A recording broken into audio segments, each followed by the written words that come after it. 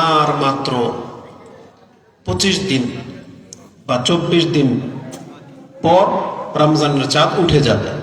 ঠিক এই সন্ধ্যাবেলায় রমজানের চাঁদ উঠে যাবে। তবে সেই চাঁদটা কবে উঠবে ওটাকে পেতে হলে আপনাকে শাবান মাসের দিনগুলো খুব সূক্ষ্মভাবে গণনা করতে হবে। আর এটা রাসূলুল্লাহ সাল্লাল্লাহু আলাইহি ওয়াসাল্লাম আমাদেরকে আদেশ করেছেন। আবু হুরায়রা রাদিয়াল্লাহু তাআলা তিনি বর্ণনা করেন, তার থেকে ইমাম তিরমিজি রাহিমাহুল্লাহ তার সিয়ামের অধ্যায়ে 687 নম্বরে আপনি হাদিসটি পেয়ে যাবেন, 687। তাতে আছে যে রাসূলুল্লাহ সাল্লাল্লাহু আলাইহি ওয়াসাল্লাম বলেন, আহসুল হিলালা শাবানা লিরমাদান, তোমরা রমজান মাসের খাতিরে শাবান মাসের প্রত্যেকটা দিনকে সূক্ষ্মভাবে গণনা করো। আহসুল হিলালা শাবান, তোমরা শাবান মাসের চাঁদকে সূক্ষ্মভাবে গণনা করো লিরমাদান, রমজানের জন্য।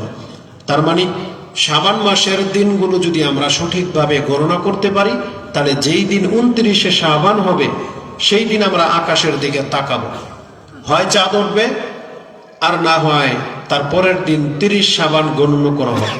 আর মাস 29 না হয় 30 দিনে হয়, 30 দিনের পরে আর 31 দিন হয় না। ইংলিশে 31 দিন হয়, কিন্তু আরবিতে হয় 29 না হয় 30। তাহলে যেই দিন 29 তারিখ হবে সেই দিন আমরা আকাশের দিকে তাকাবো। কারণ রাসূলুল্লাহ সাল্লাল্লাহু আলাইহি ওয়াসাল্লাম আরেক হাদিসে বলেছেন, সুমু লিরুয়াতিহি ওয়াফতিরু লিরুয়াতিহি, তোমরা চাঁদ দেখে সিয়াম রাখবে, চাঁদ দেখে সিয়ামকে ভাঙবে। ফাইন গুব্বি আলাইকুম, যদি চাঁদ দেখতে না পাও, ফাআকমিলুল ইদ্দাতা শাবানা 30, তাহলে তোমরা 29 তারিখে চাঁদ যদি দেখতে না পাও তাহলে শাবান মাসকে 30 দিনে পূর্ণ করে নেবে। তার মানে 30 দিন হয়ে গেলে তারপরে আর চাঁদ দেখার কোনো প্রয়োজন নাই, তারপরের দিনই হলো রমজান। এটা হচ্ছে রমজান হাসিল করার সবচেয়ে সহজ পদ্ধতি। কারণ দুইটা ওয়েতে রমজান পাওয়া যায়, শাবান মাস 30 পূর্ণ হওয়া আর না হয় রমজানের চাঁদ দেখতে পাওয়া। আর আমাদের বাংলাদেশের আবহাওয়ার কারণে অনেক সময় প্রথম দিনের চাঁদ সূক্ষ্মভাবে দেখা যায় না, কারণ ওই মেঘলা থেকেই যায়। তো রমজানের চাঁদ তারাই সঠিকভাবে হাসিল করতে পারবে যাদের জানা আছে যে আজকে কয় তারিখ।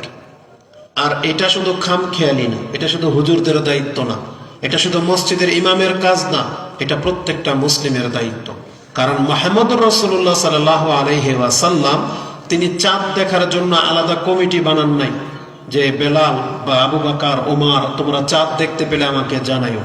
বরং রাসূল নিজের চোখে চাঁদ দেখার চেষ্টা করতেন, নিজের চোখে, এবং তিনি দেখে এটা দোয়াও করতেন।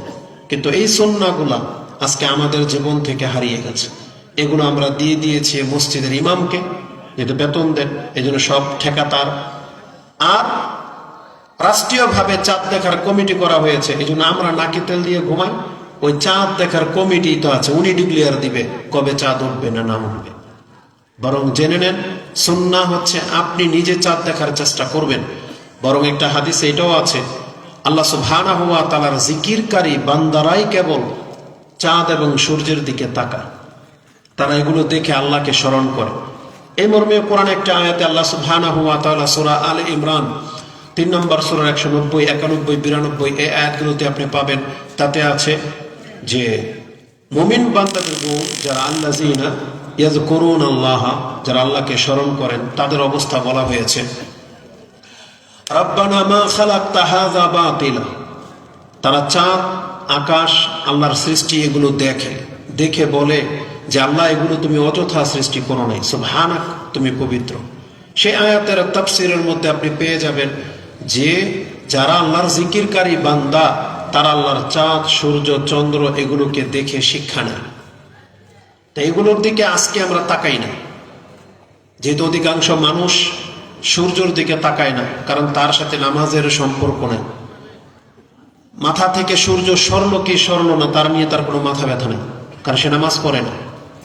চাঁদ, এটা কোন মাসের চাঁদ উঠেছে পৃথিবীর অধিকাংশ মুসলিমদের কোনো খবরই নেই। কিন্তু এটা যদি আজকে 31st নাইট হইতো, এটা যদি ওই যে ইহুদি নাসারাদের ম্যারেজ ডে হইতো, অথবা তাদের কোনো ওই যে ক্রিসমাস ডে হইতো, পুরা ওয়ার্ল্ডের মানুষের কাছে খবর পৌঁছে যায় যে আজকে হচ্ছে 25শে ডিসেম্বর, আজকে হচ্ছে 31শে ডিসেম্বর। আর যদি গণতান্ত্রিক সিস্টেমের দিকে তাকান, তাহলে সুশীল সমাজ ওই বৈশাখের কয় তারিখ, কোন দিন কার মৃত্যু, কোন দিন কোন নেতার জন্ম, কোন দিন কোন নেতা ফ্লাইটে উঠেছে, কোন দিন কোন নেতা জেল থেকে মুক্তি পেয়েছে, এগুলোর চর্চা খুব বেশি। বিরিয়ানি খাওয়া, খিচুড়ি খাওয়া, এগুলো নিয়েই আজকে জাতি মত্ত। অথচ মুসলিম হিসাবে তার ধর্ম পালন করার সাথে যেগুলো রিলেটেড, তার একটার ব্যাপারেও কোনো মুসলিমের কোনো কি নাই, অনুপ্রেরণা নাই, কোনো আবেগ কাজ করে না, তার কোনো চিন্তাই নেই, অথচ মুসলিম সন্তান। প্রথম কথা হচ্ছে যে একমাত্র মাদ্রাসাগুলোর মধ্যেই শুধুমাত্র ইসলামের কিছু চর্চা করা হয়, আর আমাদের স্কুল কলেজগুলোতে ইসলাম শব্দ বলে কোনো কিছু সেখানে শেখানো হয় না। তাদের কোনো একটা চ্যাপ্টারের মধ্যে আল্লাহ শব্দটা নেই। আপনি কেজি স্কুলগুলোতে দেখেন, তা থেকে একবার মাস্টার্স পর্যন্ত প্রত্যেকটা কিতাব ঘাটেন, সেখানে আল্লাহ বলে কোনো শব্দ নেই। অথচ আমরা মুসলিম। আল্লাহ সুবহানাহু ওয়া তাআলা তিনি আমাদেরকে পড়তে বলেছেন, ইকরা, এটা ছিল প্রথম বাক্য, কিন্তু কি পড়তে বলেছেন? আজকে মুসলিম জাতি এমন কিছু পড়ে যেখানে আল্লাহর নাম নাই। আল্লাহ কি ওটা পড়তে বলছেন আপনাকে? আল্লাহ সুবহানাহু ওয়া তাআলা আপনাকে ওই জিনিস, ওই কিতাব পড়তে বলেছেন যেই কিতাব পড়লে আপনি তিনটা জিনিস জানতে পারবেন। এক, আপনার রবের পরিচয়। এক, দ্বিতীয় হচ্ছে আপনার দিন ধর্মের পরিচয়। তৃতীয় হচ্ছে আপনার নবী মুহাম্মদ সাল্লাল্লাহু আলাইহি ওয়াসাল্লাম, তার পরিচয়। আর এই তিনটা বিষয় প্রশ্ন করা হবে মরার পর। প্রথম প্রশ্ন যে তোমার রবকে, তোমার দিন সম্পর্কে তুমি বলো, এবং তোমার নবী মুহাম্মদ সম্পর্কে তুমি বলো। তিনটা প্রশ্ন করা হবে। অথচ এগুলো বিসিএস ক্যাডারের প্রশ্নের মধ্যেও নাই। যেগুলো প্রশ্নের উপরে ভিত্তি করে তাদেরকে গ্রাজুয়েশন দেওয়া হয়, উচ্চ মাপের ডিগ্রি দেওয়া হয়, উচ্চ মাপের পদ তাদেরকে দেওয়া হয়, সেগুলো মানুষ শেখার জন্য ব্যতিব্যস্ত, রাত ভর বড় বড় গাইড তারা শেষ করে। কিন্তু মরার পরে যে প্রশ্নগুলোর সাথে তার সম্পর্ক, এই সম্পর্কে কোনো মানুষের কোনো মাথা ব্যথা নেই। অথচ আপনি বিচার করেন নাই এই দুনিয়ার জীবন আর কবরের জীবন পার্থক্যটা কি। একটা মানুষ যদি জানতো যে দুনিয়ার জীবন আর কবরের জীবন, এটার ব্যবধানটা কত, পরকালের কথা বাদই দেন, জান্নাত জাহান্নামের কথা বাদ, আপনি মরার পরে কবরে যে কত বছর থাকবেন এটাই একবার চিন্তা কেউ করেনি। আপনি দেখেন তো এই কবরের যাত্রাটা কত লম্বা। আদম আলাইহিস সালাম কত বছর আগে ইন্তেকাল করেছেন, এর কোনো ক্যালকুলেট আমরা করতে পারবো না। শুধু আমরা আমাদের সাহাবায়ে কেরাম, আমাদের রাসূলকে নিয়ে নেন, তিনি ইন্তেকাল করেছেন আজ থেকে 1450 বছর হয়ে গেছে, ধরে নেন 1450 বছর হতে যাচ্ছে তিনি ইন্তেকাল করেছেন। অথচ এখনো তিনি কবরের জীবনই আছেন। সাহাবায়ে কেরাম 1400 বছর হয়ে গেছেন, ইন্তেকাল করেছেন। আইম্মারা 1000 বছর হয়ে গেছেন, ইন্তেকাল করেছেন, এখনো কিন্তু তারা কবরের জীবনে আছে। এখনো হাসরের বিচার শুরু হয়নি। আমরা মরব, পুরা পৃথিবী ধ্বংস হবে, তারপরে কতকাল আল্লাহ স্তব্ধ করে ফেলে রাখবেন, তারপরে সিংহায় ফুৎকার হবে, তারপরে হাসরে উঠানো হবে। এটার সময়কাল যে কত, এটা কেউ ক্যালকুলেট করতে পারবে না। তাহলে যেটা কবরের জীবন, এখানেও শাস্তি শান্তি আছে, কিন্তু সেই বিষয়ে কোনো মুসলিমের কোনো মাথা ব্যথা নাই। এই দুনিয়ার 30, 40, 50 বছরকে কেন্দ্র করে সে নিজে হত্যা হয়ে যাচ্ছে, অন্যকে হত্যা করে দিচ্ছে। হালাল হারামের কোনো বাদ বিচার নেই। এই 30-40 বছর সে কিভাবে ভালো থাকবে, এটার জন্য তার রাত দিন মেহনতের শেষ নাই। অথচ যেখানে তার শত শত বছর থাকতে হবে, সেখানে সে ভালো থাকবে না মন্দ থাকবে, এই নিয়ে কারো কোনো মাথা ব্যথা নেই। না, এটা হওয়া উচিত নয়। একটা মুসলিম তার মুসলিমত্বের কারণে তাকে তার ধর্মের সাথে সম্পর্কযুক্ত হওয়া উচিত, না হয় এই পৃথিবী তাকে বেশি দিন বাঁচিয়ে রাখতে পারবে না। আলী রাদিয়াল্লাহু তাআলা আনহু তিনি বলতেন, ইমাম বুখারী রাহিমাহুল্লাহ তার উক্তিটাকে কিতাবুর রিকাকের মধ্যে এনেছেন 81 নম্বর অধ্যায়, যেটা আপনি 6451 কাছাকাছি হাদিসে পেয়ে যাবেন। ওটা হাদিস নাই, যে নাম্বারিং করা হয় নাই।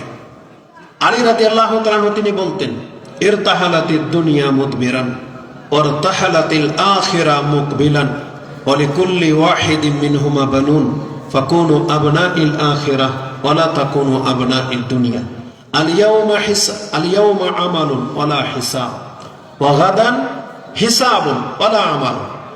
তিনি বলতেন, পৃথিবীর মানুষ, তোমরা জেনে রাখো, যেই দুনিয়ার জন্য তুমি ব্যতিব্যস্ত, এই দুনিয়া তোমাকে রেখে পেছন দিকে সরে যাচ্ছে, আর পরকাল তোমার সামনের দিক থেকে ধেয়ে আসছে। আর এই দুই জগতেরই সন্তান হয়, তো তুমি পরকালের সন্তান হও, তুমি দুনিয়ার সন্তান হইও না, কারণ দুনিয়া তো তোমাকে ফেলে রেখে চলে যাচ্ছে। কেউ যদি দুনিয়ার সন্তান হয়, এই দুনিয়া তাকে আঁকড়ে রাখতে পারবে না। দুনিয়ার কোন রাজত্ব যদি কেউ পেয়ে যায়, তাহলে তাকেও জানতে হবে, যখন এই দুনিয়াই থাকবে না, তাহলে আমাকে কে রাখবে, কে বাঁচাবে? যে ঘরের মধ্যে আপনি আশ্রয় নেবেন, সেই ঘরটাই যদি না থাকে, তাহলে আপনার আশ্রয় কোথা থেকে আসবে? তাহলে দুনিয়া আমাদেরকে রেখে পেছন দিকে চলে যাচ্ছে, আর কবর আমাদের সামনের দিক থেকে ধেয়ে আসছে। আমাদেরকে বলা হয়েছে, তুমি পরকালের সন্তান হও, তুমি দুনিয়ার সন্তান হইও না। এই ক্ষেত্রে কি আপনি কিভাবে বুঝবেন? আজকে আমরা যারা এখানে আছি, যাদের বয়স 30, 40, 50 হয়ে গেছে, আপনি এখান থেকে ফিতা আপনার জন্মস্থানের দিকে ছুঁড়ে মারেন। যে ফিতা যেটা আপনি ফেলেন, তো দেখি আপনার জন্মের তারিখের দিকে ফিতাটা কত লম্বা হবে। আর ওই ফিতাটা আপনি এখন কবরের দিকে ফেলেন, বলেন কে কতদিন বাঁচবেন? ফেলেন তো দেখি এত দূরে। তাহলে আজকে জন্ম হয়েছে, আমরা যদি হিসাব করি 40 বছর হয়ে গেছে। এখানে যারা আছেন 50 বছরের, যারা 60 বছরের, তাহলে আপনার ফিতা এত লম্বা, কিন্তু বলতে পারবেন কবরের দিকে ফিতা ফেললে সেটা 60 বছর যাবে? 40 বছর যাবে না। কারো কারো এতটুক যাবে। আজকে কালকে কেউ মরতে পারে, তাহলে কারো ফিতা মাত্র এতটুকু বাকি, কারো হয়তো এতটুকু, কারো হয়তো 1 হাত, কারো হয়তো 10 বছর, কারো 20 বছর, এর বাইরে তো না। বরং ওই যে রাসূলুল্লাহ সাল্লাল্লাহু আলাইহি ওয়াসাল্লাম তার মজলিসের সবচেয়ে ছোট ব্যক্তিকে ইঙ্গিত করে দিয়ে বলতেন, লাউ কানা আশ, এ যদি বেঁচে থাকে তোমাদের কিয়ামত হয়ে যাবে। তার মানে এ যদি পূর্ণ বয়স পায়, এখন একে দিয়ে আমাদের উদাহরণ নিয়ে নেন, এর বয়স এখন বর্তমানে হয়তো 12। ওর বয়স, তোমার বয়স কত? 12? সুবহানাল্লাহ, ওর বয়স 12। তাহলে ও যদি আরো 60 বছর বাঁচে, বয়স কত পাবে ও? 72। এবার আপনি বলেন তো, এখানে আমাদের যারা মুরব্বী আমরা আছি, হাত তোলেন তো দেখি কে 60 বছর বাঁচবেন এর গ্যারান্টি আছে? তার মানে আমরা ম্যাক্সিমাম মানুষ 60 বছর আর বেঁচে থাকবো না। তাহলে আমরা বলতে পারি যে ওর বৃদ্ধ হওয়ার আগেই আমাদের ইন্তেকাল হয়ে যাবে, নাকি অযৌক্তিক? তার মানে আমাদের মৃত্যুটা এত নিকটে, কিন্তু তারপরেও দেখেন আমাদের মধ্যে কোনো অনুতপ্ততা নাই। রাস্তাঘাটে কত মানুষকে মরে পড়ে থাকতে দেখতেছেন, কিন্তু তারপর আপনার আমার খায়েশ কমে না। মনে হচ্ছে যে আমি হয়তো বেঁচে থাকবো। এই যে করোনায় কত মানুষ মরে গেল, লাশ কেউ স্পর্শ করে নাই, কিন্তু আমরা তখন কত ভয় পেয়েছি এবং বলেছি আমি আর জীবনে পাপ করব না। কিন্তু যেমনি করোনা চলে গেছে, এই যে আমরা ভুলে গেছি আমরা। আজকে যারা ক্ষমতার জন্য একদল আরেক দলকে পিটায়, মারামারি করে, এই যে ভোটাভুটিকে কেন্দ্র করে মার্কা নিয়ে যে ঝগড়াগুলা হয়, আপনাদের ব্রাহ্মণবাড়িয়ায় আমরা তো ভিডিওতে দেখি। তবে আলহামদুলিল্লাহ আমাদের নজরে পড়ে নাই, কিন্তু কোন অঞ্চলের ঘটনা জানি না, কিন্তু ভিডিওতে বলা হয় এটা ব্রাহ্মণবাড়ি, কিন্তু কোন অঞ্চলে এটা জানি না। আল্লাহ রহম করুক। জমিকে কেন্দ্র করে আরো আশ্চর্যজনক কি জানেন, আমার মাথায় ধরে না, আমি জানি না এটা নেগেটিভ সেন্সে নেবেন না, ডিফেন্সের কেউ লোকটোক থাকলে। আমার কথা হলো, আমি যদি ঝগড়াই করি, আমি যদি কাউকে মেরেই ফেলবো এই নিয়তে যদি মাঠে নামি, তাহলে তো অত্যাধুনিক অস্ত্র আছে, আমি অস্ত্র নিতে পারি, তাই না? কিন্তু সে অস্ত্র নেয় না, সে ওই যে ডিজিটালাইজ, এই যে আপনার কি যেন তীর বানিয়ে নিয়েছে। আরে রক্তের ভাইদের সাথে, এলাকার ভাইদের সাথে যুদ্ধ করার জন্য টেডা বললাম আর তীর নিয়ে নামতে হবে মাঠে। তার মানে আপনার প্ল্যান আপনাকে মেরেই দিবেন, তাই না? না হলে এই অস্ত্র কেউ নিয়ে মাঠে নামে? আর আপনাদের অঞ্চলের মহিলাগুলো অদ্ভুত, একজন ইটা ভাঙিয়ে দিতেছে ঢিলা দেওয়ার জন্য, বুঝেন? মানুষের উচিত তারা বুঝানো, এই মহিলা পর্যন্ত এতটা উদ্যত্ততা দেখায় যে ইটা ভেঙে হাতে তুলে দিচ্ছে যে মা। অথচ জানেন রাসূলুল্লাহ সাল্লাল্লাহু আলাইহি ওয়াসাল্লাম কাফেরদের সাথে যুদ্ধ করার ক্ষেত্রেও ঢিল ছুড়তে নিষেধ করেছেন। বলছে যে ঢিল দিলে কি হবে, ওর চোখটা উঠে যাবে, মাথা ফাটবে, তুমি তো পরাস্ত করতে পারবে না। আর আমরা মুসলিমদের উপরে গিয়ে এটা ছড়ি, এই জায়গা সংক্রান্ত ব্যাপার, এই আঞ্চলিক যুদ্ধের কারণে কবে শুধরাবে? সেও তো আপনার মুসলিম ভাই। আপনি কি জানেন একটা মুসলিমকে যদি আপনি রক্ত ঝরান, এটার শাস্তিটা কি হবে? রাসূলুল্লাহ সাল্লাল্লাহু আলাইহি ওয়াসাল্লাম বলেছেন, যে এটা পছন্দ করো যে তোমার আর জান্নাতের মাঝে মাত্র আধা হাতের দূরত্ব তৈরি না হোক, তাহলে সে যেন তার ভাইয়ের এক আঞ্জলি রক্ত ঝরা থেকে যেন বিরত থাকে। তার মানে কোন মুসলিমের হাতে যেন আরেক মুসলিমের এক মোট রক্ত যেন না ঝরে। যদি এক আঞ্জলি রক্ত ঝরে, তার মানে আপনার আর জান্নাতের মধ্যে, আপনি যত বড় পরহেজগার হয়ে যান না কেন, আপনার দ্বারা একটা মুসলিমের রক্ত ঝরেছে, আর সেই রক্তের মিকদার পরিমাণ যদি এক আঞ্জলি হয়ে যায়, তাহলে আপনার আর জান্নাতের মধ্যে আধা হাত দূরত্ব তৈরি হয়ে যাবে। মানে ঢুকতেই পারবেন না আপনি কোনোদিন জান্নাতে, এই রক্তের বিচার না হওয়া পর্যন্ত। রাসূলুল্লাহ সাল্লাল্লাহু আলাইহি ওয়াসাল্লাম বলেছেন, লাইসা মিন্না মান হামালা আলাইনা সিলা ফালাইসা মিন্না, যারা আমাদেরকে মারবে দূরের কথা, আমাদের দিকে অস্ত্র তাক করবে, তারা আমার উম্মতের অন্তর্ভুক্ত না। বুঝুন কথা, আপনার নবী মুহাম্মদ সাল্লাল্লাহু আলাইহি সাল্লাম বলেছে, মান হামালা আলাইনা সিলা, যারা আমাদের দিকে অস্ত্র শুধু ইশারা করবে যে তোকে দেখে নেব, হাতে একটা কিছু তুলেছেন, রাসূল বলছে এটা আমার উম্মতের অন্তর্ভুক্ত না। আর আপনি জুতা বললাম যেগুলো হিংস্র মানুষকে মারে, হিংস্র ওই পশুকে মারে, মাছ শিকার করে, সেগুলো নিয়ে মাঠে নেমে যান আপনার মুসলিম ভাইয়ের কাছে তাকে আঘাত করার জন্য। এটা তো বর্বরতা, এটা জাহিলিয়াতকেও ফিল করে দিয়েছে।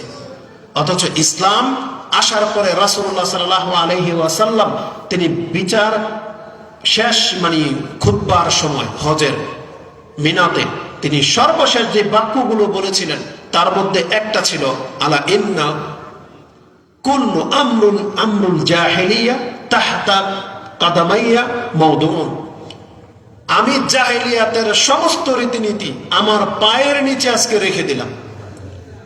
এই জাহিলিয়াতের রীতিনীতি কোনো মুসলিম তুলে আনতে পারে না।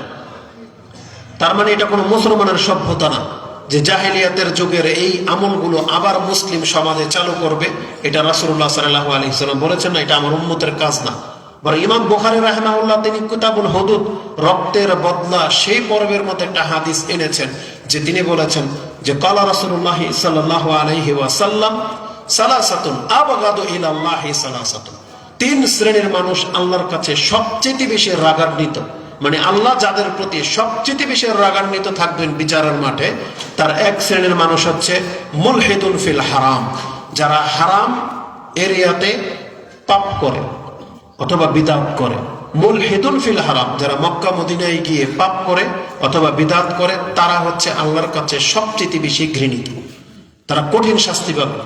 আর মুবতাগিন ফিল ইসলামে সুন্নাতাল জাহিলিয়া, যারা ইসলাম পাওয়ার পরেও ওই জাহিলিয়াতের ডাকে, জাহিলিয়াতের রীতিনীতি পছন্দ করে, তাদের প্রতি আল্লাহ রাগান্বিত।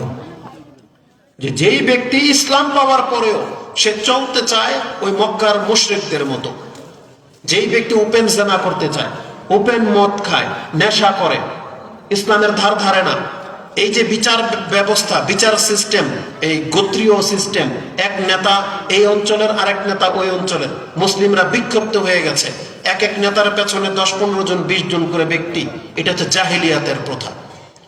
অথচ মুসলিম প্রথা কি? একটা নেতা থাকবে রাষ্ট্র, একটা পুরো ডিস্ট্রিক্টের একটা কাউন্সিলর, একজন থাকবে লিডার, তার এগেইনস্টে কেউ থাকতে পারবে না। এটা হচ্ছে ইসলামিক প্রথা। তাইলে কি হবে? রাষ্ট্র সুন্দর হবে। কিন্তু দেখা যায় এই অঞ্চলের এক নেতা, ওই অঞ্চলের আরেক নেতা, কিছু হলেই ঝগড়া লেগে যায়, এর পক্ষে 10 জন, এর পক্ষে 10 জন, হয়ে লেগে গেল মারামারি। এটা জাহিলিয়াতের প্রথা। রাসূলুল্লাহ সাল্লাল্লাহু আলাইহি ওয়াসাল্লাম তিনি বলেছেন, আলা লা তারজিউ বাদি দুল্লালান আও কুফারান ইয়াদরিবু রিকাবা বাদিকুম আলা বাদ, আমার পরে খবরদার তোমরা কিন্তু আবার কাফের হয়ে যেও না, আবার তোমরা গুমরাহের পথ ধরে নিও না, তোমরা এক মুসলিম হয়ে আরেক মুসলিমের গর্দানে আঘাত করো না। তার মানে মুসলিম হয়ে মুসলিমকে হত্যা করতে রাসূল নিষেধ করেছেন। এটা হচ্ছে জাহেলি প্রথা, এটা হচ্ছে কুফুরের রাস্তা, এটা হচ্ছে ইসলাম থেকে বের হয়ে যাওয়ার রাস্তা। এত কঠিন শব্দ ব্যবহার করেছেন, কিন্তু মুসলিম হয়ে সামান্য স্বার্থে আমরা আরেক মুসলিমকে হত্যা করে দিতে দ্বিধা করতেছি না। এটা চরম পর্যায়ে পৌঁছে গেছে। জায়গা সম্পত্তির ব্যাপারে এই রাষ্ট্রীয় দখল ক্ষমতা, ওই চর দখল, অমুক তমুক, কিছু হলেই মুসলিমকে মেরে দেয় জায়গায় জায়গায়। আপনি কি মনে করেন বাংলাদেশে নাকি 90% মুসলিম, অথচ রাস্তাঘাটে কত লাশ পড়ে থাকে? এটা তো ইন্ডিয়াকেও ফেল করে দিয়েছে, নেপালের মতো রাষ্ট্রকেও ফেল করে দিয়েছে, ওই ডেনমার্কের মতো কুফফার রাষ্ট্রকেও ফেল করে দিয়েছে বাংলাদেশ, যে এত পার্সেন্ট মুসলিম থাকা সত্ত্বেও মুসলিমের জীবনের কোনো নিরাপত্তা নেই। এটা তো জাহিলিয়াত, এটাকে মুসলিমত্ব বলে না। মুসলিম হচ্ছে মানুষ ইসলামকে মেনে চলবে, আল্লাহকে ভয় করবে, যাদের কিতাবের প্রথম পার্টই হলো ইত্তাকিল্লাহ। খুতবার প্রথম বাক্য ইমাম বলে ইত্তাকিল্লাহ, আল্লাহকে ভয় করো। রাসূলুল্লাহ সাল্লাল্লাহু আলাইহি ওয়াসাল্লাম যে কোনো মীমাংসার ক্ষেত্রে, যে কোনো বৈঠকে, যে কোনো পরামর্শ দেওয়ার ক্ষেত্রে ইত্তাকিল্লাহ এই শব্দটাকে আগে নিয়ে আসতেন।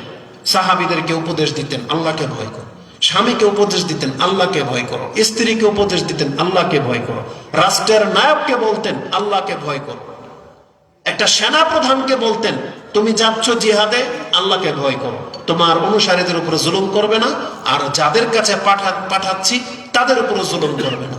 যাকাত আদায়কারীকে বলা হতো ইত্তাকিল্লাহ, আল্লাহকে ভয় করবে, তার ভালো সম্পদগুলো যাকাত হিসেবে নিয়ে নিও না। তার মানে যে মুসলিমদেরকে একবারে শুরু থেকে পাঠ দেওয়া হয় ইত্তাকিল্লাহ, আল্লাহকে ভয় করো, সেই মানুষগুলো আজকে পশুর মতন কেন হয়ে গেল? তারা কেন আল্লাহকে ভয় পাচ্ছে না? আপনি কি মনে করেছেন বাংলার জমিনে যত হত্যা হচ্ছে এর কি বিচার হবে না? আপনি কি মনে করেন যার জায়গা দখল করে নিচ্ছেন, জুলুম করতেছেন, আপনাকে বিচার করা পর্যন্ত আল্লাহ ছেড়ে দিবে না? এটা হইতে পারে না। কোরআনে আল্লাহ সুবহানাহু ওয়া তাআলা একটা আয়াত আমি আপনাকে দেখাই। আল্লাহ সুবহানাহু ওয়া তাআলা, সম্ভবত আয়াতটা সূরা ইব্রাহিম, যেটা আমি হাফেজ না, কিন্তু কিছু কিছু কথা মনে থাকে। সূরা ইব্রাহিম, এটা হচ্ছে 14 নম্বর সূরা। ইব্রাহিম আলাইহিস সালামের একটা দোয়ার পরে আল্লাহ সুবহানাহু ওয়া তাআলা একটা কথা বলেছেন, রাব্বানা গফির লি ওয়া লিওয়ালিদাইয়া ওয়া লিল মুমিনিনা ইয়াওমা ইয়াকুমুল হিসাব। 41 নম্বর আয়াত, 42 নম্বর আয়াতটা দেখেন। আল্লাহ বলতেছেন, ওয়ালা তাহসাবান্নাল্লাহা গাফিলান আম্মা ইয়ামালুয যালিমুন। হে পৃথিবীর মানুষ, তোমরা এটা স্মরণ রাখো, তুমি ভুলে যাও না জালেমরা যে জুলুম করে আল্লাহ তা থেকে বেখবর। ওয়ালা তাহসাবান্নাল্লাহা গাফিলান, আল্লাহ গাফেল নয় তাদের কাছ থেকে যারা জুলুমে লিপ্ত। কে কাকে হত্যা করতেছে, কে কারটা মেরে খাচ্ছে, কে কাকে ঠকাচ্ছে। কোন একটা কাজ নিয়ে গেলে কাউন্সিলররা টাকা ছাড়া করে না, ওই সচিবরা গিয়ে রাগব বল হয়ে গেছে। ভূমিদস্যুরা ওই জমি রেজিস্ট্রি করতে যান, সেখানকার সার্ভেয়ার যারা, একটা লোক বাংলার জমিনে একটা ব্যাগ উঠাবে এই ব্যক্তি পর্যন্ত একটা টাকা ছাড়া হিলেন, টাকা ছাড়া হিলেন। মানে এমন একটা পর্যায়ে চলে আসছে বাংলার জমিন যে মুসলিম হয়ে আপনি এর কোনো মুসলিমত্বের কোনো মর্যাদা পাবেন না, কোনো কিছু নাই। কে কাকে পারে ঠকাবে, কে কারো প্রতি জুলুম করতেছে, খালি নিজের চিন্তায় ব্যস্ত আমরা। অথচ আল্লাহ সুবহানাহু ওয়া তাআলা বলে দিয়েছেন, ওয়ালা তাহসাবান্নাল্লাহা গাফিলান আম্মা ইয়ামালুয যালিমুন। জালেমরা যা করতেছে এটা যেন না ভুলে যে আল্লাহ গাফেল, বরং আল্লাহ সুবহানাহু ওয়া তাআলা বলতেছেন, আমি ওদেরকে ছাড় দিয়ে রাখতেছি সেই দিন আসা পর্যন্ত যেই দিন জুলুম করে তওবাবিহীন আমার সামনে উপস্থিত হবে। আল্লাহ বলেছেন ওর সাথে এমন কিছু ঘটবে সেই দিন ওর চক্ষু স্থির হয়ে যাবে যে আমি কি করলাম। এটা কখন ঘটে জানেন? মানুষ যখন নিজের ভুলে নিজের কোনো দামি সম্পদকে নষ্ট করে দেয়, তখন সে কিছুক্ষণ স্তব্ধ থাকে যে কি করলাম, কারণ কাউ কিছু বলতে পারবে না এখন, কারণ নিজের ক্ষতি সে নিজে করেছে, এই জন্য কিছু বলতে পারবে না। ঠিক এইরকমই আচরণ ঘটবে আল্লাহর সামনে, যখন দেখবে যে আমার নেকিগুলো সব দিয়ে দিতে হচ্ছে যার প্রতি আমি জুলুম করেছিলাম।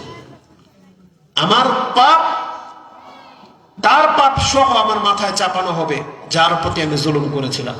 সেদিন সে শুধু অবাক হয়ে শুধু তাকিয়ে থাকবে।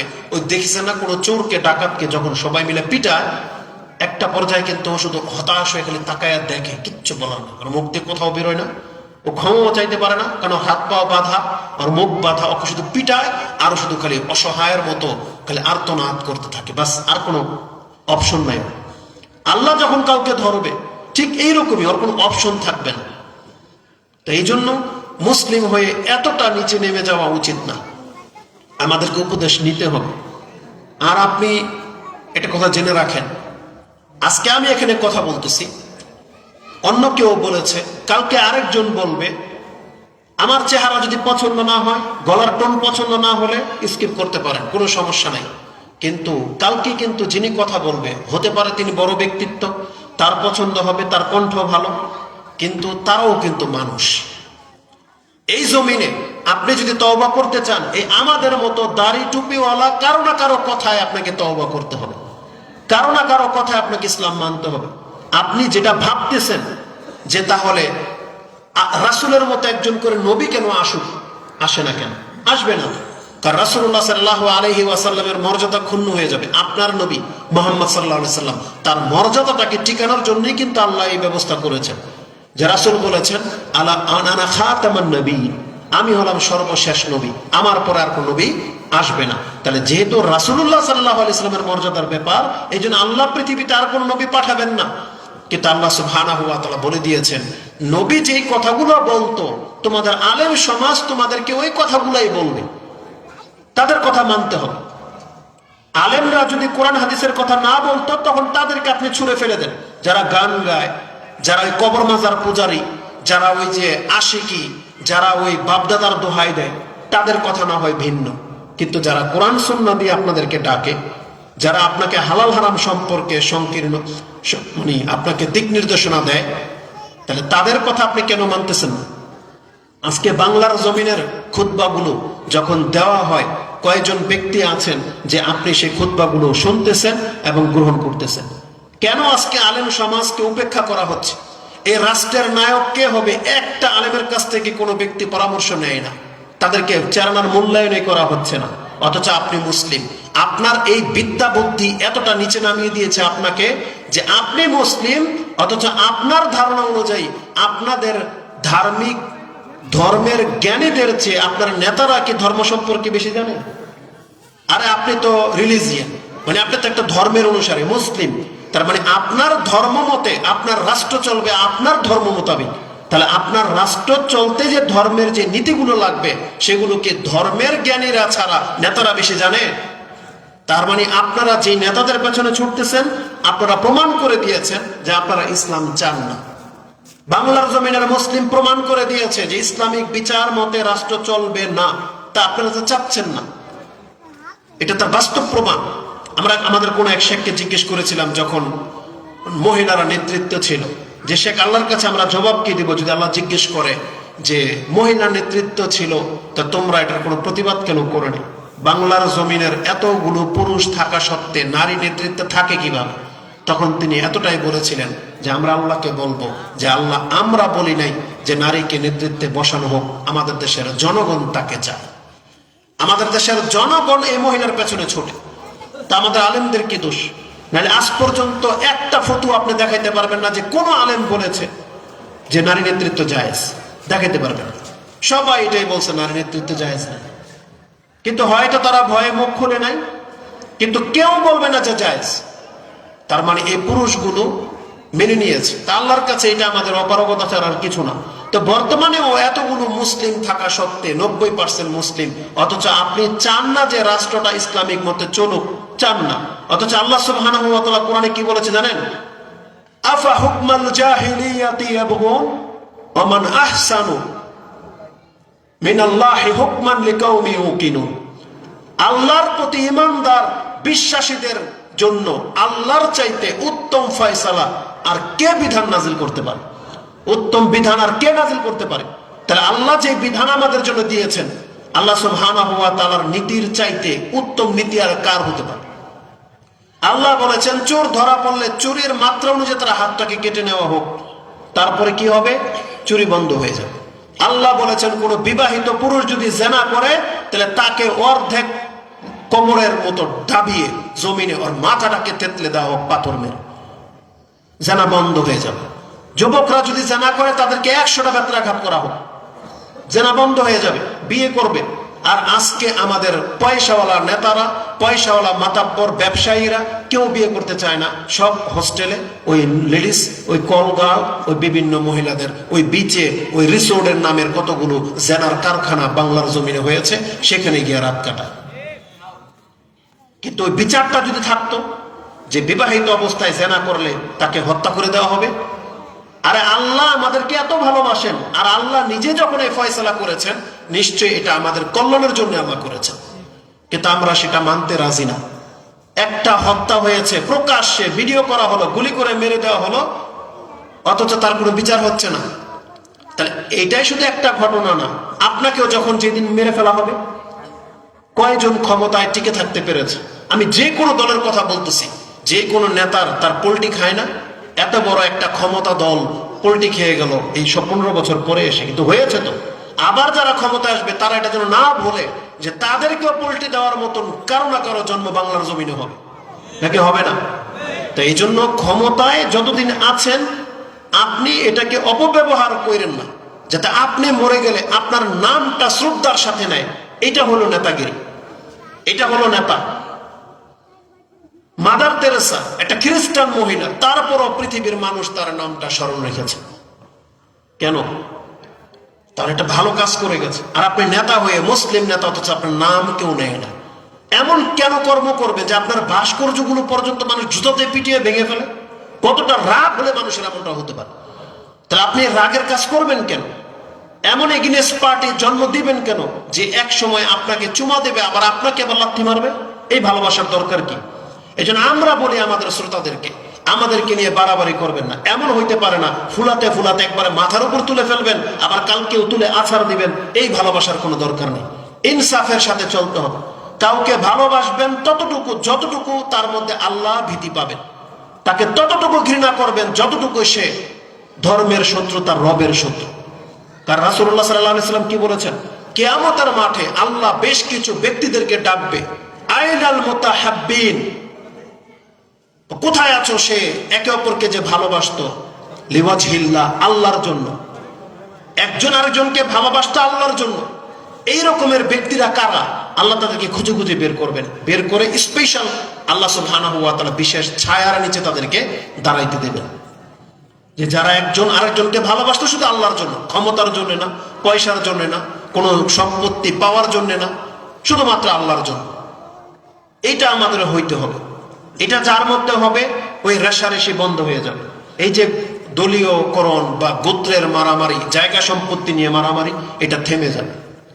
কিছু হলেই আজকে আমরা কেন যেন একে অপরের গায়ে হাত তোলাটাকেই মানে স্বাচ্ছন্দ্যের সাথে মেনে নিয়েছি। অথচ আমাদের ধর্ম কি শিক্ষা দেয় আমাদেরকে? যেখানে একটা মুসলিমকে গালি দেওয়া, এটাকে ফাসিকি বলা হয়েছে, বড় পাপ। আর তাকে আঘাত করা, হত্যা করা কুফরি বলা হয়েছে।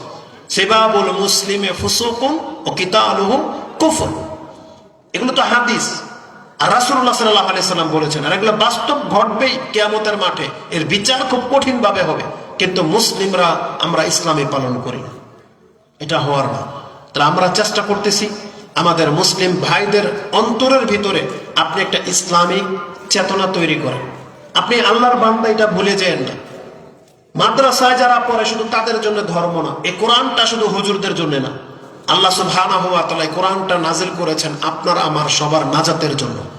যারা এই কোরআনটাকে গ্রহণ করবে তারাই নাজাত পাবে, আর যারা ছেড়ে দিয়েছেন তারা খুব কঠিন ভাবে লাঞ্ছিত হবে। একটু পরে সে হাদিসটা আসতো, যেহেতু সময় হয়তো কুলাবে না, আমি এখান থেকে হাদিসটা শুরু করি।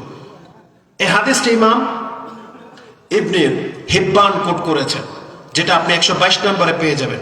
বাজ্জারে রয়েছে, সিলসিলাতুল হাদিস সাহিহার মধ্যে 38-এ রয়েছে, এবং সিলসিলাতুল হাদিস সাহিহার মধ্যে 713-তে আছে, আর সাহিহ তারগিব ওয়াত তারহিবের মধ্যে 38-এ আছে। তাতে একজন সাহাবী বর্ণনা করতেছেন, আন খুজাই, তিনি বলতেছেন, খারাজা আলাইনা রাসূলুল্লাহ সাল্লাল্লাহু আলাইহি ওয়াসাল্লাম ফাকালা আবশিরু ওয়া আবশিরু আলাইসা তাশহাদুনা আল্লা ইলাহা ইল্লাল্লাহ ওয়া আন্নী রাসূলুল্লাহ? কুলনা নাম। ক্বালা ইন্না হাযাল কুরআনু সাবাবুন তারাফাহু বিয়াদিল্লাহি ওয়া তারাফাহু বিআইদিকুম ফাতামাসসাকু বিহি ফাইন্নাকুম লান তাদিল্লু ওয়া লান তাহলিকু বাদাহু আবাদা। রাসূলুল্লাহ সাল্লাল্লাহু আলাইহি ওয়াসাল্লাম বলেন, এই যে তোমাদের কাছে যে কোরআনটা নাজিল হয়েছে, তুমি এটাকে একটা কিতাব ভেবেছো, একটা লিখিত একটা কাগজের টুকরা, যেটা আপনি যে একটু আগে কে যেন বক্তব্য করতেছিলেন মাগরিবের সময়, বা একটু আগেই আমাদের এক শেখ যে আলোচনা করতেছিলেন যে কোরআনটাকে শুধুমাত্র ওই যে পাঠ করার জন্য আর গিলাপ দিয়ে পেঁচে উপরে তুলে রাখার জন্য নাজিল হয়েছে, বলেছেন না কথাটা? তো কোরআন কি শুধু ওই যে শয়তান শিখিয়েছে, আর এটা আল্লাহর কালাম, মর্যাদা, এটাকে একবার উপরে তুলতে হয়, উপরে যাতে পায়ে না লাগে। এই টেবিলে কোরআন রাখলে অনেকে কি করে, বেয়াদবি মনে করে যে হাঁটুর বরাবর হয়ে গেছে। মানুষকে শয়তান কোন দিক থেকে গুমরাহ করে দেখে।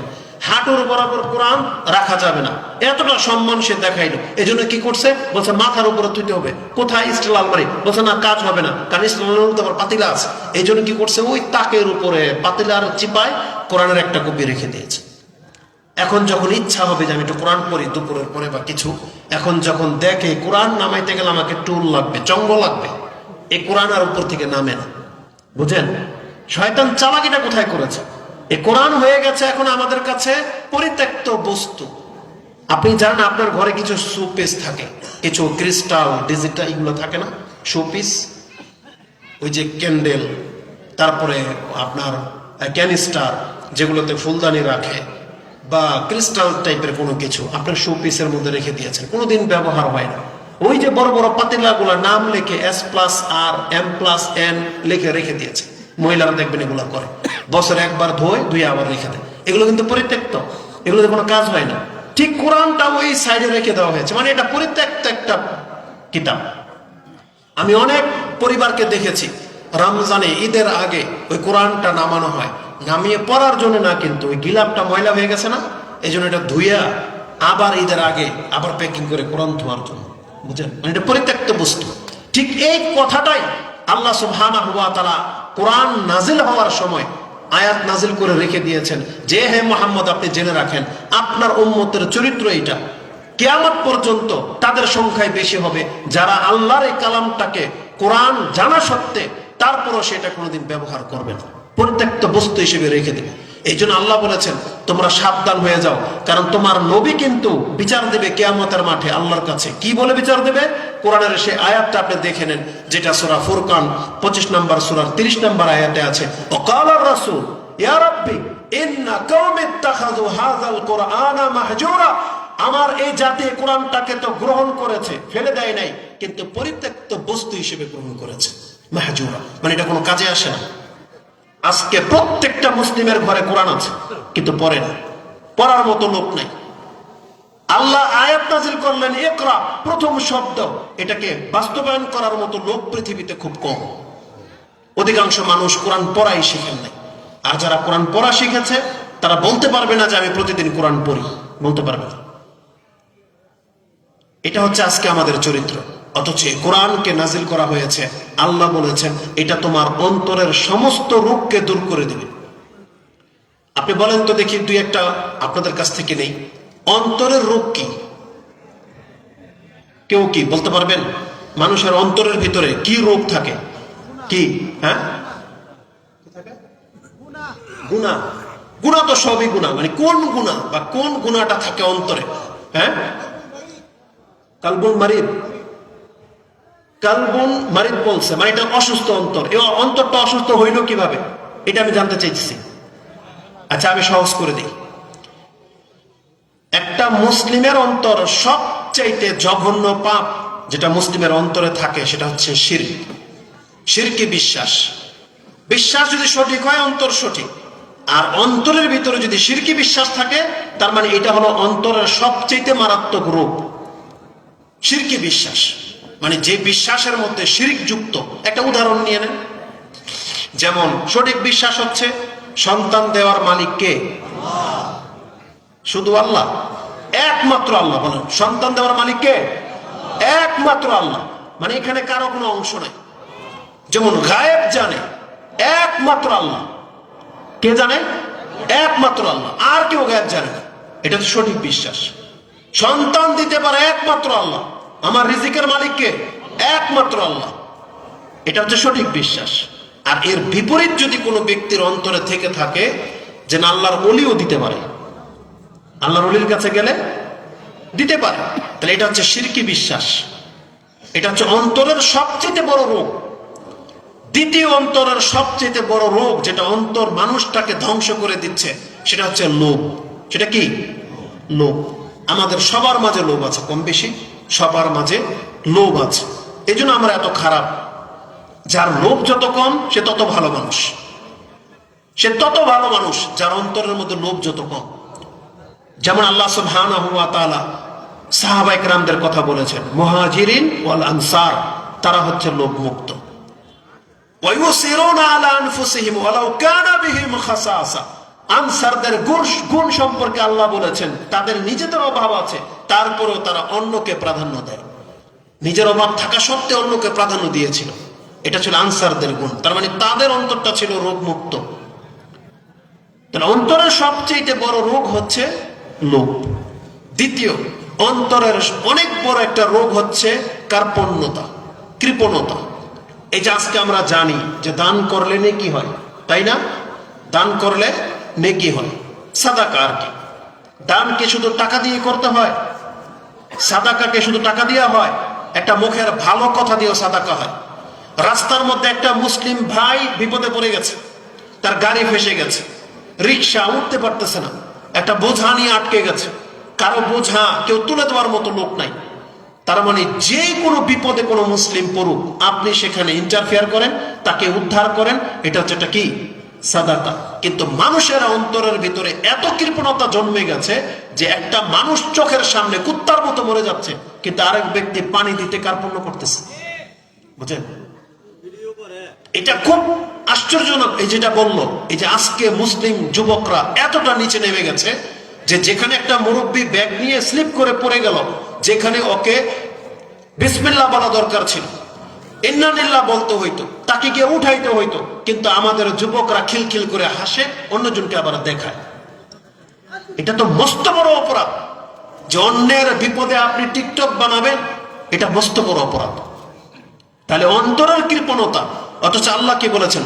অমাইয়ুকা শুহা নাফসিহি ফাউলাইকা হুমুল মুফলিহুন। কোরআনের দুইটা আয়াতে আল্লাহ বলেছেন, যেটা আপনি সূরা হাশরে পাবেন 9 নম্বর আয়াতে, এবং সূরা সম্ভবত তাকাবুন 46 নম্বর সূরা 16 নম্বর আয়াতে আছে, যে আল্লাহ বলেছেন যার অন্তরটাকে কৃপণতা থেকে উন্মুক্ত করে দেয়া হলো, এই ব্যক্তি হচ্ছে সফলকাম ব্যক্তি। কিন্তু আমাদেরকে সবকিছু শেখানো হয়েছে, কিন্তু দিন দিন কেন যেন আমাদের কিন্তু অঢেল আছে, তারপরও কেন যেন আমাদের অন্যের প্রতি খরচ করতে মন চায়। ধর্মের ক্ষেত্রে তো নাই, কোন কল্যাণকর কাজে আমাদের সম্পদ খরচ করতে আমাদের মন চায় না। আজকে মুসলিমরা আমরা এতটা হীন হয়ে গেছে। এটা হচ্ছে অন্তরের রোগ। অন্তরের রোগ হচ্ছে বক্র হয়ে যাওয়া। ইসলাম বলতেছে এই পথে হাঁটো, কিন্তু আপনার মজা লাগে না। আপনার মজা লাগে ইহুদি নাসারাদের মতো চুল কাটতে, আপনার মজা লাগে প্যান্ট আপনার নিচে পড়তে, আপনার মজা লাগে হাঁটুর উপরে 4-5টা ছিদ্র রাখতে, আপনার মজা লাগে। এটা হচ্ছে আজকে আমাদের যুবকদের অবস্থা। মহিলাদেরকে রাসূলুল্লাহ সাল্লাল্লাহু আলাইহি ওয়াসাল্লাম বলেছেন, পুরুষরা টাকনার উপরে প্যান্ট তোলো, আর এই সুন্নাহ নিয়ে নিয়েছে আমাদের স্কুল কলেজের মেয়েরা। অধিকাংশদের টাকনার উপরে পায়জামা, গলা তো থাকে না, উড়না। বুঝছেন না? তাহলে ইসলাম থেকে বক্র পথ অবলম্বন করা, এটা হচ্ছে একটা মুসলিমের জীবনের অন্তরের সবচেয়ে বড় রোগ। আর জানেন, ইমাম বুখারী রাহিমাহুল্লাহ এটা কিতাবুল ফিতানের প্রথম হাদিস হিসেবে এনেছেন, যেটা আপনি 92 নম্বর অধ্যায় কিতাবুল ফিতান, তার প্রথম হাদিসটাই হচ্ছে এটা। আসমা রাদিয়াল্লাহু তাআলা আনহা তার বর্ণনাকারী, আর হাদিসের তাবি হচ্ছে ইবনে আবি মুলাইকা। ইবনে আবি মুলাইকা বলতেছেন, যখন আসমা রাদিয়াল্লাহু তাআলা আনহা তিনি বললেন যে ক্বালা রাসূলুল্লাহ সাল্লাল্লাহু আলাইহি ওয়াসাল্লাম ইন্নী আলা হাউদিন আনতাজিরু মান ইয়ারিদা আলাইয়া, আমি অপেক্ষমান থাকবো হাউজে কাউসার, রাসূলকে যে দেওয়া হয়েছে না, ইন্না আতাইনাকাল কাউসার, এই কাউসার এটার মালিক হচ্ছে রাসূল। রাসূল সাল্লাল্লাহু আলাইহি ওয়াসাল্লাম বলতেছেন, ওই কাউসারের মালিক আমি সেখানে একাই ভক্ষণ করব না, বরং আমি সেখানে আমার উম্মতের জন্য অপেক্ষমান থাকবো, একবারে সর্বশেষ উম্মত অতিক্রম না করা পর্যন্ত রাসূল এখান থেকে বিদায় নেবেন না, সেখানে অপেক্ষমান থাকবে এবং নিজের হাতে তার উম্মতকে নিজের হাতে এই হাউজে কাউসারের পানি পান করানোর জন্য অপেক্ষায় থাকবেন। রাসূল বলতেছেন, ফায়ুখাযু বিনাসি মিন দুনি, কিন্তু আমি দেখতে পাবো যে কিছু মানুষকে আমার কাছে আসতে দেওয়া হচ্ছে না, তাদেরকে আটকে দেওয়া হয়েছে। আমি বলবো, উম্মতি, আমার উম্মতের আসতে দেওয়া হোক। তখন ফেরেশতারা তাকে বলবে, ইন্নাকা লা তাদরি মাশাওয়ালা কাহকারা, হে নবী, আপনি জানেন না, যাদেরকে আপনি উম্মত হিসেবে পরিচয় দিচ্ছেন, আসতে দিতে চাচ্ছেন, তারা আপনার পরে আপনার পেছনে পেছনে হাঁটে নাই, তারা অন্য পথে হেঁটেছে। মাশাওয়ালা কাহকারা, কাহকারা মানে বোঝেন? আপনি আপনার বাচ্চাকে বলতেছেন, এই ব্যাগটা ধর, ও খেলতেছে মাঠে, এখন ওকে ডেকে আনছে, ও কিন্তু খেলায় মত্ত, ওর মাইন্ড এখন পুরো খেলাতে, কিন্তু ওকে বলছে দিঘায়, ওকে বাজারে নিয়ে যেতে চাচ্ছেন, যে তোরাকে এটা কিনে দিব, তুই বাসায় নিয়ে আসবি। কিছু দূর গেল, হঠাৎ করে দেখেন আপনার লগে আর আপনার বাচ্চা নাই। কেন? গেছে আবার মাঠে, মানে আপনার পথেও নাই। এটা হচ্ছে মাশাওয়ালা কাহকারা। রাসূল বলেছেন, ইয়া মাশারা শাবাব, হে ইসলামের যুবকরা, তোমরা আমার পথে আসো। ওয়ান্না হাযা সিরাতি মুস্তাকিমান ফাত্তাবিউ ওয়ালা তাত্তাবিউ সুবুলা ফাতাফাররাকা বিকুম আন সাবিলি। এইটা আমার পথ, এই পথে আসলে তুমি আল্লাহকে পাবে। খবরদার, এই পথ ছাড়া অন্য কোনো পথে তুমি অবলম্বন করবে না। কিন্তু আজকে আমাদের যুবকদের চরিত্র দেখেন, আজকে মুসলিম নেতাদের অবস্থা দেখেন। কোথায় তার রাসূল, কোথায় তার আদর্শ, কোথায় আল্লাহ বলেছে লাকাদ কানা লাকুম ফি রাসূলিল্লাহি উসওয়াতুন হাসানাহ, যে সব ক্ষেত্রে রাসূলের অনুসরণ করো। কোথায় রাসূল আর কোথায় আমরা? আল্লাহ বলেছেন উদখুলু ফি সিলমি কাফা, তোমরা পরিপূর্ণ ইসলামের সাথে ঢুকো। আর আমরা হইলাম উল্টা, আমরা ইসলামের ভিতরে ঢুকাই কিন্তু নিজেরা ঢুকি না। বুঝছেন? মানে আমরা নিজেদের মতবাদ ঢুকাই, নিজেদের পছন্দ ঢুকাই, যে এটা ইসলাম। বিয়ে শাদীর মধ্যে শুধু কবুল বললে বিয়ে হয়ে যায়, দুজন সাক্ষী থাকলেই হয়। মেয়ের বাবা বললো আমার মেয়েকে তোমার সাথে বিয়ে দিলাম, এত টাকা মোহর নয়। ছেলে বললো আমি কাবিলতু, কবুল করে নিলাম। দুইজন সাক্ষী বলছে আমরা সাক্ষী, বিয়ে হয়ে গেল। এই বিয়েটার মধ্যে আপনি চলন ঢুকাইছেন, গায়ে হলুদ ঢুকাইছেন, আইসটাওয়ালা মাছ ঢুকাইছেন, পাটা ঢুকাইছেন, পুতা ঢুকাইছেন, ওই আম পাতা ঢুকাইছেন, সরিষার তেল ঢুকাইছেন, ধান দুবলা ঢুকাইছেন, কুলা ঢুকাইলেন, রং তামসা ঢুকাইলেন, ড্যান্স ঢুকাইলেন, মিউজিক ঢুকাইলেন। অথচ আল্লাহ বলতেছে তুমি ইসলামে পরিপূর্ণ ঢুকো।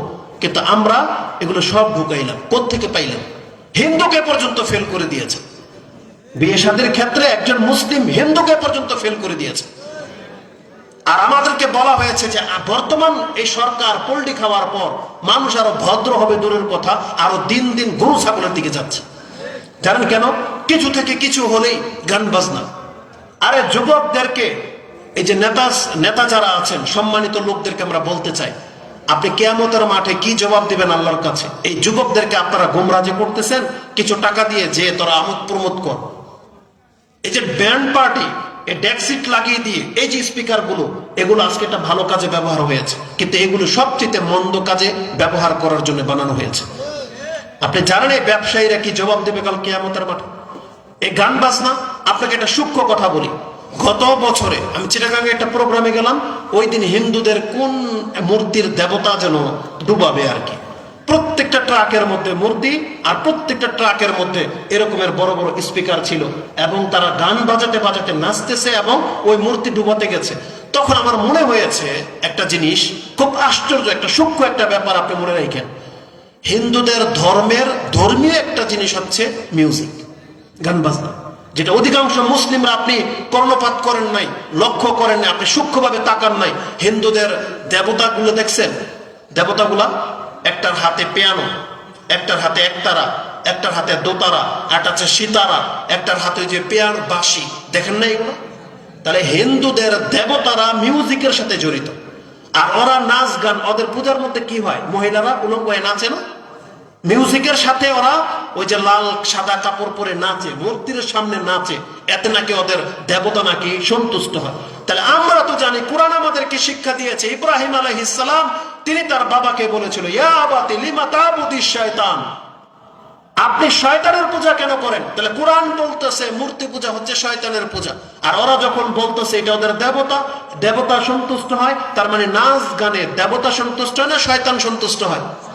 তাহলে শয়তান সন্তুষ্ট হয়। এই জন্য ওদের দেবতার হাতে বাঁশি, পিয়ানো, একতারা, দোতারা দেখতে পাবেন। তাহলে এটা আমাদের ধর্মের লোকেরা এটা চিন্তা করলো না কেন যে মিউজিকের সাথে শয়তানের সম্পর্ক আছে? যেই ব্যক্তি মিউজিকের সাথে সম্পর্ক, ওকে কোরআন শোনান, কোরআন ওর ভালো লাগবে না, কোরআন অন্তরে ঢুকবে না। মিউজিক এত মারাত্মক জিনিস। রাসূলুল্লাহ সাল্লাল্লাহু আলাইহি ওয়াসাল্লাম তার সময়কালের একটা মিউজিকের শব্দ এসেছিল, তিনি কানের ভিতরে আঙ্গুল দিয়ে সেই এরিয়া পার না হওয়া পর্যন্ত তার আঙ্গুল থেকে, কান থেকে আঙ্গুল বের করেন নাই। রাসূল বলেছেন মাজামিরুশ শায়াতিন, এটা হচ্ছে শয়তানের বাদ্যযন্ত্র, যেটা মানুষের অন্তরকে গালিয়ে দেয়, যেটা মানুষের অন্তরকে ঝুঁকিয়ে দেয়। আর প্রত্যেকটা গানের বাক্যর মধ্যে যৌনতা আছে, প্রত্যেকটা গানের মধ্যে। তারা ওগুলো প্রমোট করে তাদের দেবদেবী, তাদেরকে সন্তুষ্ট করার জন্য। আমরা তো হিন্দি গান শুনিও না বা নকলও করি না, কিন্তু আমাদের কিছু কিছু বক্তারা দেখবেন ওই যে কালা চশমা, ওইটারও নাকি গান নকল করে আবার ওয়াজ মাহফিলে গায়। আর এদেরকে নাকি আপনাদের ভালো লাগে। ধিক্কার এই সমস্ত বক্তাদের যারা ওদের গানগুলোকে আবার নকল করে পেশ করে। হিন্দুদের গানগুলো যে আপনার গান, আপনার মুসলিম পোলাপান, মুসলিম ঘরের সন্তান যে গানগুলা গায়, এগুলোর মধ্যে যে চরম শিরক। আপনার দুই একটা বাক্য আমি আমার মানে মিজাজে আছে, আমি শুনেছি কোথাও, তারা বলতেছে যে তুলসী মা তুলসাবে জানে মে সবকা ভালা মাগো, চরনা মে শীশ চারাকে মে সবকা দোয়া মাগো। তুলসী মা তু সব জানে, এটা একটা আমার মুসলিম পোলাপান যদি গায়, তুলসী গাছ কি সব জানে? বলেন, এটা আপনার পোলাই তো গাইতেছে। ধূপ মানবে তেরে হাতুন আর সাজদা করবে তেরে হাতুন। এই যে যুবকরা একটা মহিলাকে কেন্দ্র করে যে বলতেছে সেজদা ওরা হাতের মধ্যে করবে, আরে লজ্জাও তো, বিদ্যাও নাই, বুদ্ধিও না। সেজদাকে আল্লাহ ছাড়া আর কারো কাছে করা যায়? তাহলে একটা মুসলিম যুবককে তো শিখাচ্ছে যে কি বলতেছে, ইদানিং প্রায় বহু জায়গায় দেখেছি বলছে যে কি যেন একটা বলতেছে যে তুজমে মে রব দিখতা হ্যায়, আস্তাগফিরুল্লাহ ওয়া তুবু ইলাইহি। একটা মহিলার ভিতরে বিলে ও রব দেখতে পারে। হ্যাঁ, এটা মুসলমান ঘরের সন্তান যদি এই কথা বলে, ইমান থাকবে? ও যদি ওর গার্লফ্রেন্ডকে বলে যে তুজমে রব দিখতা হ্যায়, লজ্জাও তো করতে হয় আপনাকে। আপনি বোঝেন না যে আপনাকে ওরা যে কাফের বানাইতে চাচ্ছে? আপনি কেন বোঝেন না? এগুলো শুধু গান না, এই গানের মাধ্যমে আপনার মানহাজ থেকে ওরা আপনাকে সরিয়ে দিতে চাচ্ছে। আল্লাহ তো বলেছেন ইয়া আইয়ুহাল্লাযীনা আমানু ইন্নাকুম, সূরা আলে ইমরান 3 নম্বর সূরার 101 নম্বর অথবা 100 নম্বর আয়াতটা আপনি দেখেন। তাতে আল্লাহ সুবহানাহু ওয়া তাআলা বলেছেন ইনতুতিউ ফারিকাম মিনাল্লাযীনা উতুল কিতাবা মিন ক্বাবলিকুম ইয়ারুদ্দুকুম বাদা ঈমানিকুম কাফিরিন। হে মুসলিমরা, তোমরা যদি তোমাদের কতক আহলে কিতাবদের অনুসরণ করো, তাহলে তারা তোমাদেরকে তোমাদের ইসলাম ধর্ম থাকা সত্ত্বেও তোমাদেরকে কাফের বানিয়ে ছাড়বে। তাহলে শয়তানের কাজই তো আমাদেরকে কাফের বানানো। কিন্তু আমাদের এই মুসলিম ভাইগুলো কেন বোঝে না যে গানের সাথে ইসলামের একবার চরম দ্বন্দ্বতা আছে, চরম দ্বন্দ্ব, কিন্তু এটা বোঝে না। আপনাকে শিক্ষা নিতে হবে এখান থেকে। আজকে মুসলিম সমাজের লোকগুলো মনে করে আমি এনজয় করতেছি বা আমি একটা রং তামসা করতেছি, এই অবস্থায় যদি আপনার মরে যান যদি আপনি, এই মৃত্যুটা কি মৃত্যু হবে? ইসলামের উপর মৃত্যু হবে না জাহিলিয়াতের মৃত্যু হবে? এই ওয়াজ মাহফিলকে আপনি শুধু ওয়াজ মাহফিল যদি ভেবে থাকেন, এটা আপনার জীবনের ব্যর্থতা। আমি আগেই বলেছি, আল্লাহর পক্ষ থেকে কোনো নতুন করে ফেরেশতা আসবে না। আপনাকে তওবা করার থাকলে আমাদের মতো কোনো হুজুরের কথাই আপনাকে তওবা গ্রহণ করতে হবে। শুধরাতে হলে আপনাকে এই ওয়াজ মাহফিল, এই জুমার খুতবার মাধ্যমে শুধরাতে হবে। আল্লাহ নতুন করে কোনো কিতাব নাজিল করবে না, আর কোনো হাদিসও নাজিল হবে না। যা হওয়ার তা 1400 বছর আগে নাজিল হয়েই গেছে। আল্লাহ সুবহানাহু ওয়া তাআলা কোরআনে সূরা আনআম 6 নম্বর সূরার 158 নম্বর আয়াতে এবং সূরা বাকারা 2 নম্বর সূরার সম্ভবত 217 নম্বর আয়াতে আছে। আনআমের আয়াতটা নিয়ে নেন, 158, তাতে আছে আল্লাহ বলেছেন হাল ইয়ানজুরু ইল্লা আন তা'তিয়াহুমুল মালাইকা আও ইয়াতিয়া রাব্বুক আও ইয়াতিয়া বাদু আয়াতি রাব্বিক। হে পৃথিবীর মানুষ, তোমরা কোন সময়ের জন্য অপেক্ষা করতেছ? যারা হারাম খাচ্ছ কেন হারাম ছাড়তেছ না? বেনামাজি কেন তুমি নামাজ পড়তেছ না? কেন তুমি ইসলাম গ্রহণ করতেছ না? কেন তুমি ইসলামের পথ ধরতেছ না? তোমার রাসূলের পথকে কেন তুমি ঠুকরাচ্ছ? হাল ইয়ানজুরু, তুমি কি অপেক্ষায় আছো যে তোমার কাছে এই হুজুর দিয়ে কাজ হবে না, আকাশ থেকে ফেরেশতা নাজিল হবে? আন তা'তিয়াহুমুল মালাইকা, যে ফেরেশতা নাজিল হোক, নাকি তুমি এই দুঃসাহসতা দেখাচ্ছ যে তোমার রব নিজে নেমে আসলে তুমি তওবা করবে? আজকে হুজুরদের কথা যদি পছন্দ না হয়, আপনি এটাকে নিরাশা করে নেন। আল্লাহ নিজে এসে আপনাকে বলবে না যে বান্দা তুমি দাঁড়িয়ে রাখ, এটা বলবে না। আল্লাহ বলবে না যে তুমি উঠো সালাত আদায় করো, এটা আল্লাহ বলবে না। আল্লাহ নিযুক্ত করে দিয়েছেন তার পক্ষ থেকে একজন মুয়াজ্জিনকে। সেই মুয়াজ্জিন 5 বার আপনাকে ডাকে, হাইয়া আলাস সালাহ, আসো নামাজের দিকে, হাইয়া আলাল ফালাহ, এটাই তোমার মুক্তি। এই ডাকটা কি মুয়াজ্জিন নিজের ইচ্ছায় দেয়? এই ডাকটা কি কোনো হুজুরের আবিষ্কার? এটা আল্লাহর পক্ষ থেকে ওহী মারফত জানানো হয়েছে যে এইভাবে নামাজের জন্য ডাকতে হয়। তাদেরকে বলেন যে নামাজ তাদের মুক্তির উপায়, এটা আল্লাহর পক্ষ থেকে ডাকা হয়। কিন্তু আপনি কাকে তোয়াক্কা করলেন না? একটা হুজুরকে না, আপনি হুজুরকে তোয়াক্কা করেন না, বরং আপনি আপনার রবের বিধানটাকে বুড়ো আঙুল দেখিয়েছেন। আজকে মুসলিম হওয়া সত্ত্বেও যুবকরা যেভাবে ড্যামকে আর চলাফেরা করে, যেটাতে আল্লাহ সুবহানাহু ওয়া তাআলা উদ্যততা বলেছেন, এটা যে সীমা লঙ্ঘন, এটাই তো অহংকার। আরবিতে 4টা বাক্য আছে। আরবি কিতাবগুলো যদি পড়েন তখন দেখতে পাবেন তারা কোরআন হাদিস রিসার্চ করে কয়েকটা কথা বলেছেন। এই পৃথিবীতে সমস্ত মানুষ 4 ভাগে বিভক্ত। এক শ্রেণীর মানুষ হচ্ছে মান আবা আয়াবুদাল্লাহ ফাহুয়া মুস্তাকবিরুন, যারা আল্লাহর ইবাদত করা থেকে অস্বীকার করেছে বা মুখ ফিরিয়ে আছেন, আপনি হলেন অহংকারী। আপনি কি অহংকারী, মুস্তাকবির।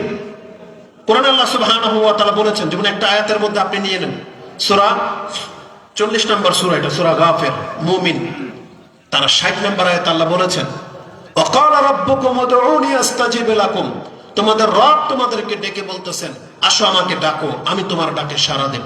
এটা বলার পরে আল্লাহ বলতেছেন ইন্নাল্লাযীনা ইস্তাকবিরুনা আন ইবাদাতিহি সায়াদখুলুনা জাহান্নামা দাখিরিন, যারা আমার ইবাদত করা থেকে অহংকার প্রদর্শন করবে খুব শীঘ্রই আমি তাদেরকে জাহান্নামের মধ্যে প্রবিষ্ট করাবো।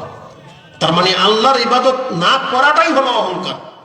আপনি কি ভুলে গেছেন ইবলিসের কথা? ইবলিসকে আল্লাহ কি বলেছিলেন? উসজুদ লি আদম, আদমকে সিজদা করো। ফাসাজাদাল মালাইকা কুল্লুহুম আজমাইন, প্রত্যেকটা ফেরেশতা সিজদা করেছিল ইল্লা ইবলিসা আবা, একমাত্র সিজদা করেনি ইবলিস। আবা, সে অস্বীকার করেছে, যেমন সূরা বাকারাতে আছে ইল্লা ইবলিসা আবা ওয়াস্তাকবারা ওয়া কানা মিনাল কাফিরিন, সে অস্বীকার করেছে, অহংকার করলো এবং কাফের হয়ে মরবে। এই যে অহংকারের কথাটা আসছে, একটা সিজদাকে না করার পেছনে আল্লাহ এখানে মুস্তাকবির বলেছেন ইবলিসকে, যে ইবলিস অহংকার করেছে। এখন আমি আমাদের মুসলিম ভাইদেরকে একটু সুস্থ মস্তিষ্কে চিন্তা করতে বলবো, আপনি লজিকটা বোঝেন তো। ইবলিসও আল্লাহর বান্দা, আমি আর আপনিও আল্লাহর বান্দা। ইবলিস ভুল করেছিল, আল্লাহ ইবলিসকেও ধরেছে। আমাদের পিতা আদম আলাইহিস সালামও ভুল করেছিল, আল্লাহ আদমকেও ধরেছে, কাউকে ছেড়ে দেয়নি। আদম আর ইবলিসের মধ্যে পার্থক্য হলো আদম আলাইহিস সালাম তার ভুলটাকে স্বীকার করে নিয়েছেন, যে আমার ভুল হয়েছে, আল্লাহ তাকে ক্ষমা করেছে, বলছে ঠিক আছে যাও, তোমাকে ক্ষমা করা হলো, তবে আবার দুনিয়াতে যাও, এখন জান্নাতের কাজ করে জান্নাতে ফিরে আসবে, আল্লাহ শাস্তি দেয়নি। কিন্তু ইবলিস অনুতপ্ত হয়নি, ভুলকে স্বীকার করে নাই।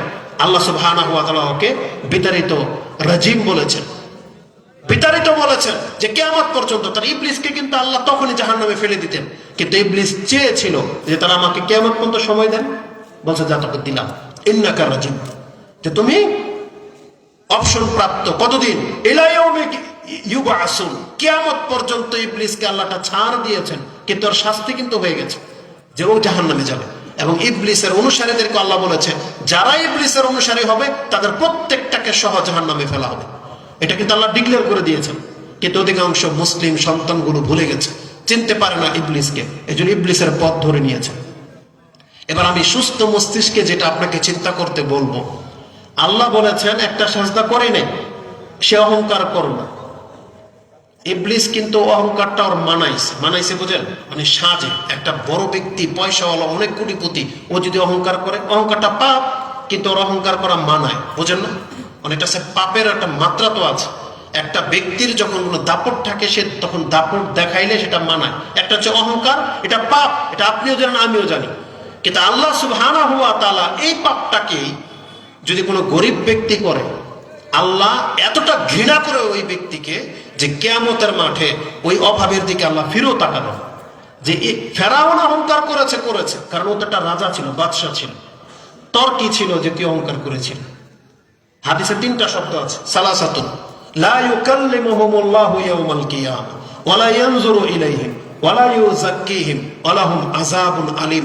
3 শ্রেণীর মানুষের দিকে আল্লাহ ফিরেও তাকাবে না, ওদের সাথে কথাও বলবে না, পবিত্র করা হবে না, এবং কঠিন শাস্তি। তার এক ব্যক্তি হচ্ছে আইলুন মুস্তাকবিরুন, যেই ব্যক্তি অভাবী তারপর অহংকারী। এমন কোন অভাবীর সাথে আল্লাহ কথা বলবেন না। তার মানে একটা মানুষের অনাইডল হয়ে গেলে মানে অহংকার জন্মায়। আপনার আমার কিছুই নেই, অহংকারটা কেন করেন? আজকে যে অটোরিকশা যারা চালায়, সিএনজি যারা চালান, ছোট ছোট কাজ যারা করেন, কিন্তু তাদের মুখের ভাষা শুনলে, আপনি রাস্তার মধ্যে যদি আপনি আটকে যান, তাকে যদি বলেন একটু সাইডে দাঁড়ান, একটু সাইড করেন, দাঁড়ান, ওর ভাষা শুনলে আপনি বুঝতে পারবেন ও মনে হচ্ছে এই রাষ্ট্রের প্রেসিডেন্ট, বুঝেন না? এতটা অহংকার আপনাকে সাজে না। এটা আমি কেন নসিহত করতেছি যে আমরা মুসলিমরা তো, আমরা তো অভাবী, আমরা ধরেন কিছুই না, তাহলে কেন আমরা মুরব্বীদের সাথে অহংকার করব? কেন আমরা বড়দেরকে তাওয়াক্কা করি না? আজকে যুবকদেরকে যদি কোনো সিনিয়র ভাই যদি ধমক দেয় পাত্তাও দেয় না। যুবকরা সিনিয়রদেরকে কিছু মূল্যায়নই করে না। গার্লফ্রেন্ড নিয়ে দাবড়ে বেড়ায়, সিগারেট খাচ্ছে, মিউজিক মানে লাউডলি দিয়ে শুনতেছে, অথচ মুরব্বী বলে কোনো পাত্তাই দেয় না। এগুলো কিন্তু সব অহংকারের লক্ষণ। আল্লাহ কিন্তু এগুলো পছন্দ করে না। একটা মানুষ অহংকার করবে, এটাকে এমনি ছেড়ে দেওয়া হবে না। তাহলে অহংকারটা খুব মারাত্মক জিনিস। ইবলিস বিশাল আকৃতির, মানুষ হচ্ছে তুচ্ছ। ইবলিস যখন আদম আলাইহিস সালামের চারপাশে ঘুরলো, দেখো এটার ভিতরে তো কিচ্ছু নাই, খালি একটা মাটি যখন পুতুল বানিয়েছে আল্লাহ, ভিতরে কিন্তু হোল ছিল, হোল, ভিতরে কিছু ছিল না। পরে না আল্লাহ রূহ দিয়েছে, মাংস হয়েছে, হাড্ডি হয়েছে, কিন্তু প্রচুর একটা ঢোল ছিল, ঢোল। তখন ইবলিস ভিতরে গেছে, আবার বের হয়েছে, বলছে এটার ভিতরে কিচ্ছু নাই, এটাকে তো আমি যখন তখন পারবো কাবু করতে। তখন অহংকার করেছিল, আরে এ তো মাটির তৈরি, আর আমি হচ্ছে আগুনের, আমার গতি হচ্ছে ঊর্ধ্বমুখী, আর এটা হচ্ছে নিচের মুখী, আমি একে চেষ্টা করবো। অহংকার জন্মে গেল। কিন্তু এটা লজিক, মানে ওর অহংকার জন্মানোটা এটা একটা লজিক ছিল। আমি আর আপনি কোন সেন্সে অহংকার করি? আমাদেরকে তো সেজদা করতে বলা হয়েছে কাকে বলেন? আমাদেরকে কাকে সেজদা করতে বলা হয়েছে? আল্লাহ সুবহানাহু ওয়া তাআলাকে। আপনি কি মনে করেন ইবলিসকে যদি আল্লাহ বলতো ইবলিস আমাকে সেজদা করে, ইবলিস অস্বীকার করতো?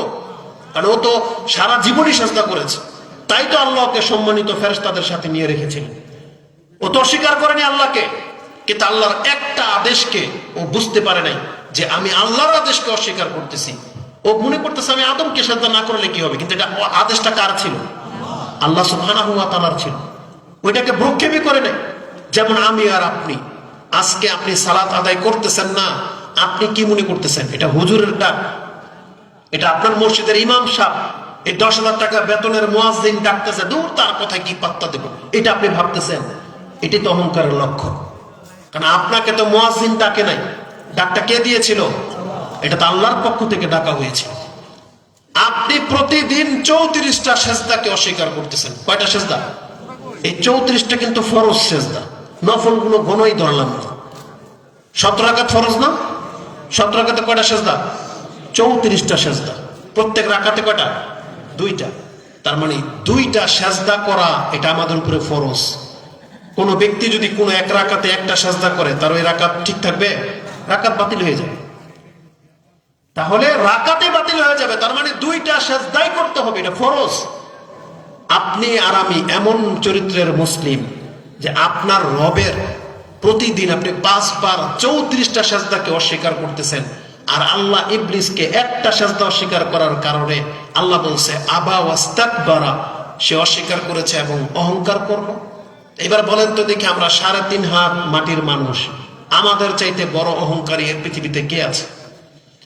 যে আপনার রব, যিনি স্রষ্টা, যিনি আমাদেরকে রিজিক দেয়, যিনি আমাদের মালিক, যিনি আমাদের জীবন মৃত্যুর মালিক, যিনি আমাদের সব কিছু করতেছেন, সেই আল্লাহকে আপনি অস্বীকার করতেছেন, সেজদা করতেছেন না। সারাদিন আল্লাহর সাথে আপনার কোনো সম্পর্ক ছিল না।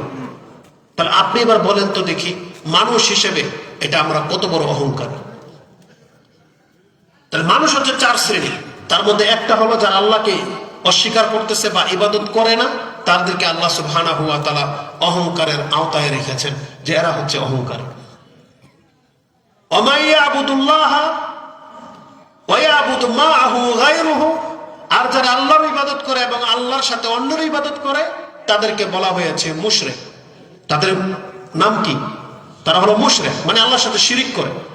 আরেকটা দল হচ্ছে ওয়া ইয়াবুদুল্লাহ ওয়াহদাহু বিগাইরি মা শারা ফাহুয়া মুবতাদিউন, যারা একমাত্র আল্লাহর ইবাদত করে কিন্তু যেইভাবে আল্লাহ শরীয়ত নাজিল করেছেন সেইভাবে করে না, শরীয়তের খেলাফ করে, তাদেরকে আরবি ভাষায়, কোরআন হাদিসের ভাষায় মুবতাদিউন বলা হয়েছে। তারা হলো বেদাতি। আরেক শ্রেণীর মানুষ কেবল মুমিন মুসলিম। ওয়ামাইয়াবুদুল্লাহ ওয়াহদাহু বিমা শারা, যেই ব্যক্তি একমাত্র আল্লাহর ইবাদত করে এবং যেইভাবে আল্লাহ শরীয়ত নাজিল করেছেন সেইভাবে করে, ফাহুয়া মুমিনুন মুওয়াহিদুন, এই ব্যক্তি হচ্ছে মুমিন মুওয়াহিদ। তার মানে তাওহীদবাদী মুমিন হলো সেই ব্যক্তি, যেই ব্যক্তি একমাত্র আল্লাহর ইবাদত করে এবং ইবাদত করে ওইভাবে যেইভাবে আল্লাহ শরীয়ত নাজিল করেছেন। যেমন কোরআনে আল্লাহ বলেছেন সুম্মা জাআলনাকা আলা শারিয়াতিন মিনাল আমরি ফাত্তাবি'হা ওয়ালা তাত্তাবি আহওয়া আল্লাযিনা লা ইয়ালামুন। হে নবী, আপনারকে আমি যে শরীয়তের উপরে নাজিল করেছি আপনি সেই শরীয়ত মোতাবেক চলবেন। আপনি খবরদার যারা জানে না এই শরীয়ত তাদের খেলতামশা আপনি মেনে নেবেন না, তাদের অনুসরণ করবেন না। তার মানে আল্লাহ আমাদেরকে শরীয়ত মেনে চলতে বলেছে। আর আজকে আপনি আমি ইবাদতের নামে কত কি জন্ম দিচ্ছি, জিকিরের সাথে বাদ্যযন্ত্র যোগ করতেছেন, জিকিরের সাথে ওজিফার ধাক্কা এমুরা থেকে এমুরা নিয়ে যাচ্ছেন, লাফাতে লাফাতে আপনি সামিয়ানের উপরে ঝুলে যাচ্ছেন। এগুলো শরীয়ত আমাদেরকে দেয়নি। যারা এগুলো করতেছেন এগুলো তো শরীয়তের বহির্ভূত কাজ। এটা মুহাম্মদুর রাসূলুল্লাহ সাল্লাল্লাহু আলাইহি ওয়াসাল্লামের শরীয়তে নাই। এইভাবে আপনাকে খুঁজতে হবে যে কোন কাজটা আপনি শরীয়তের খেলাফ কি করতেছেন, সেগুলোকে ছেড়ে দিতে হবে। যদি প্রমাণ না থাকে ছেড়ে দিবেন, কারণ আমাদের শরীয়তটা হচ্ছে প্রমাণের ভিত্তিতে। একটা ব্যক্তি একটা সাজদা বেশি করতে পারবে না যদি তার কাছে প্রমাণ না থাকে, এটা স্পষ্ট। আপনিও একমত আমার সাথে যে চলেন আমরা কালকে থেকে, আমরা তো অনেক পাপী, চলেন মাগরিবের নামাজটাকে জোর করে দিই, চলেন কালকে থেকে 4 রাকাত পড়ি। মানবেন? মানবেন না, কারণ আপনি জানেন যে এটা শরীয়তের খেলাফ। কারণ শরীয়ত আমাদেরকে দিয়েছে মাগরিবের নামাজ কয় রাকাত? 3 রাকাত। ঠিক এইভাবে সবটাকে আপনাকে বুঝতে হবে। শরীয়ত খুব সেন্সিটিভ জিনিস। একটা নফল, একটা সুন্নাহর উদাহরণ দিই। এটা তো ফরজ, আপনি বলেন হুজুর এটা তো ফরজ, একটা সুন্নাহর উদাহরণ নেবেন। বারা রাদিয়াল্লাহু তাআলা আনহু তিনি কুরবানির ঈদের দিন গরু জবাই করে ফেলেছে, বকরি জবাই করে ফেলেছে নামাজের আগে। দাহা খালি, তিনি বলছেন দাহা খালি ইবনে বুরাইদা কাবলা সালাহ, তিনি তার খাসিটাকে নামাজের আগে জবাই করে ফেলেছেন। রাসূলুল্লাহ সাল্লাল্লাহু আলাইহি ওয়াসাল্লাম তাকে বলেছেন ইন্নাহু শাতুন শাতুকা শাতুল লাহমিন, তোমার এই বকরিটা গোশত খাবার বকরি হয়ে গেছে, এটা কুরবানির বকরি আর হয়নি, এখন এটা গোশত খেয়ে ফেলো, কুরবানি নেকি আর পাবে না। তারপর রাসূল বলেছেন মান যাবাহা বাদা সালাহ ফাকাদ তাম্মা নুসুকুহু ওয়া আসাবা সুন্নাতাল মুসলিমিন, যেই ব্যক্তি নামাজের পরে কুরবানি করলো সেই ব্যক্তির কুরবানি পূর্ণ করলো এবং মুসলিমদের সুন্নাহ অনুযায়ী হইল। তো তার মানে ঈদের দিন সাহাবীর নিয়তে কোনো ঘাটতি ছিল না, হালাল টাকার পশু, এবং তার নিয়তটা কত চমৎকার ছিল। আবু বুরাইদাকে যখন জিজ্ঞাসা করা হয়েছে তখন তিনি বলছেন ইয়া রাসূলুল্লাহ, আমি চেয়েছিলাম আমার বকরির গোশত সর্বপ্রথম আপনি এবং আমার আত্মীয় স্বজনরা আগে খাবে, এজন্য আমি আগে ভাগে জবাই করে ফেলেছি। নিয়তটা কত চমৎকার। ঈদের দিন সাহাবী হালাল টাকার পশু, শুধুমাত্র একটা সুন্নাহ ছুটে যাওয়ার কারণে রাসূল বলেছেন এটা কুরবানি হিসেবে কবুল হবে না। কুরবানি হিসেবে কবুল হতে গেলে কি লাগবে?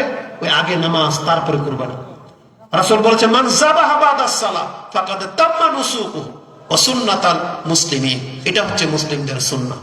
তার মানে এটা যদি বুঝতে পারেন তাহলে আপনি বুঝতে পারবেন যে এটা সুন্নতের কদর কত জিনিস। এই জন্য জেনে শুনে কোনো সুন্নাত ছাড়বেন না। যেটা আপনি জানবেন সুন্নাহ ওটাকে জীবনের জন্য আগলে নেবার চেষ্টা করবেন। কারণ এটা কার সুন্নাহ? আমাদের নবী মুহাম্মদ সাল্লাল্লাহু আলাইহি ওয়াসাল্লামের সুন্নাহ। এটা আমার বাপ দাদার সুন্নাত না। বাপ দাদার সুন্নাত ছেড়ে দিলেও চলে, কোনো সমস্যা নাই, কিন্তু রাসূলের সুন্নাহ ছাড়া যাবে না। যাই না শুনে ছাড়বেন না। যেখানে ছাড়ার অনুমতি আছে, বা আপনি যেমন এখন আপনি সফরে যাচ্ছেন, আমাদেরকে বলা হয়েছে সফরে সুন্নাহ ছাড়া যায়, ফরজ নামাজ পড়তে হবে, তাই না?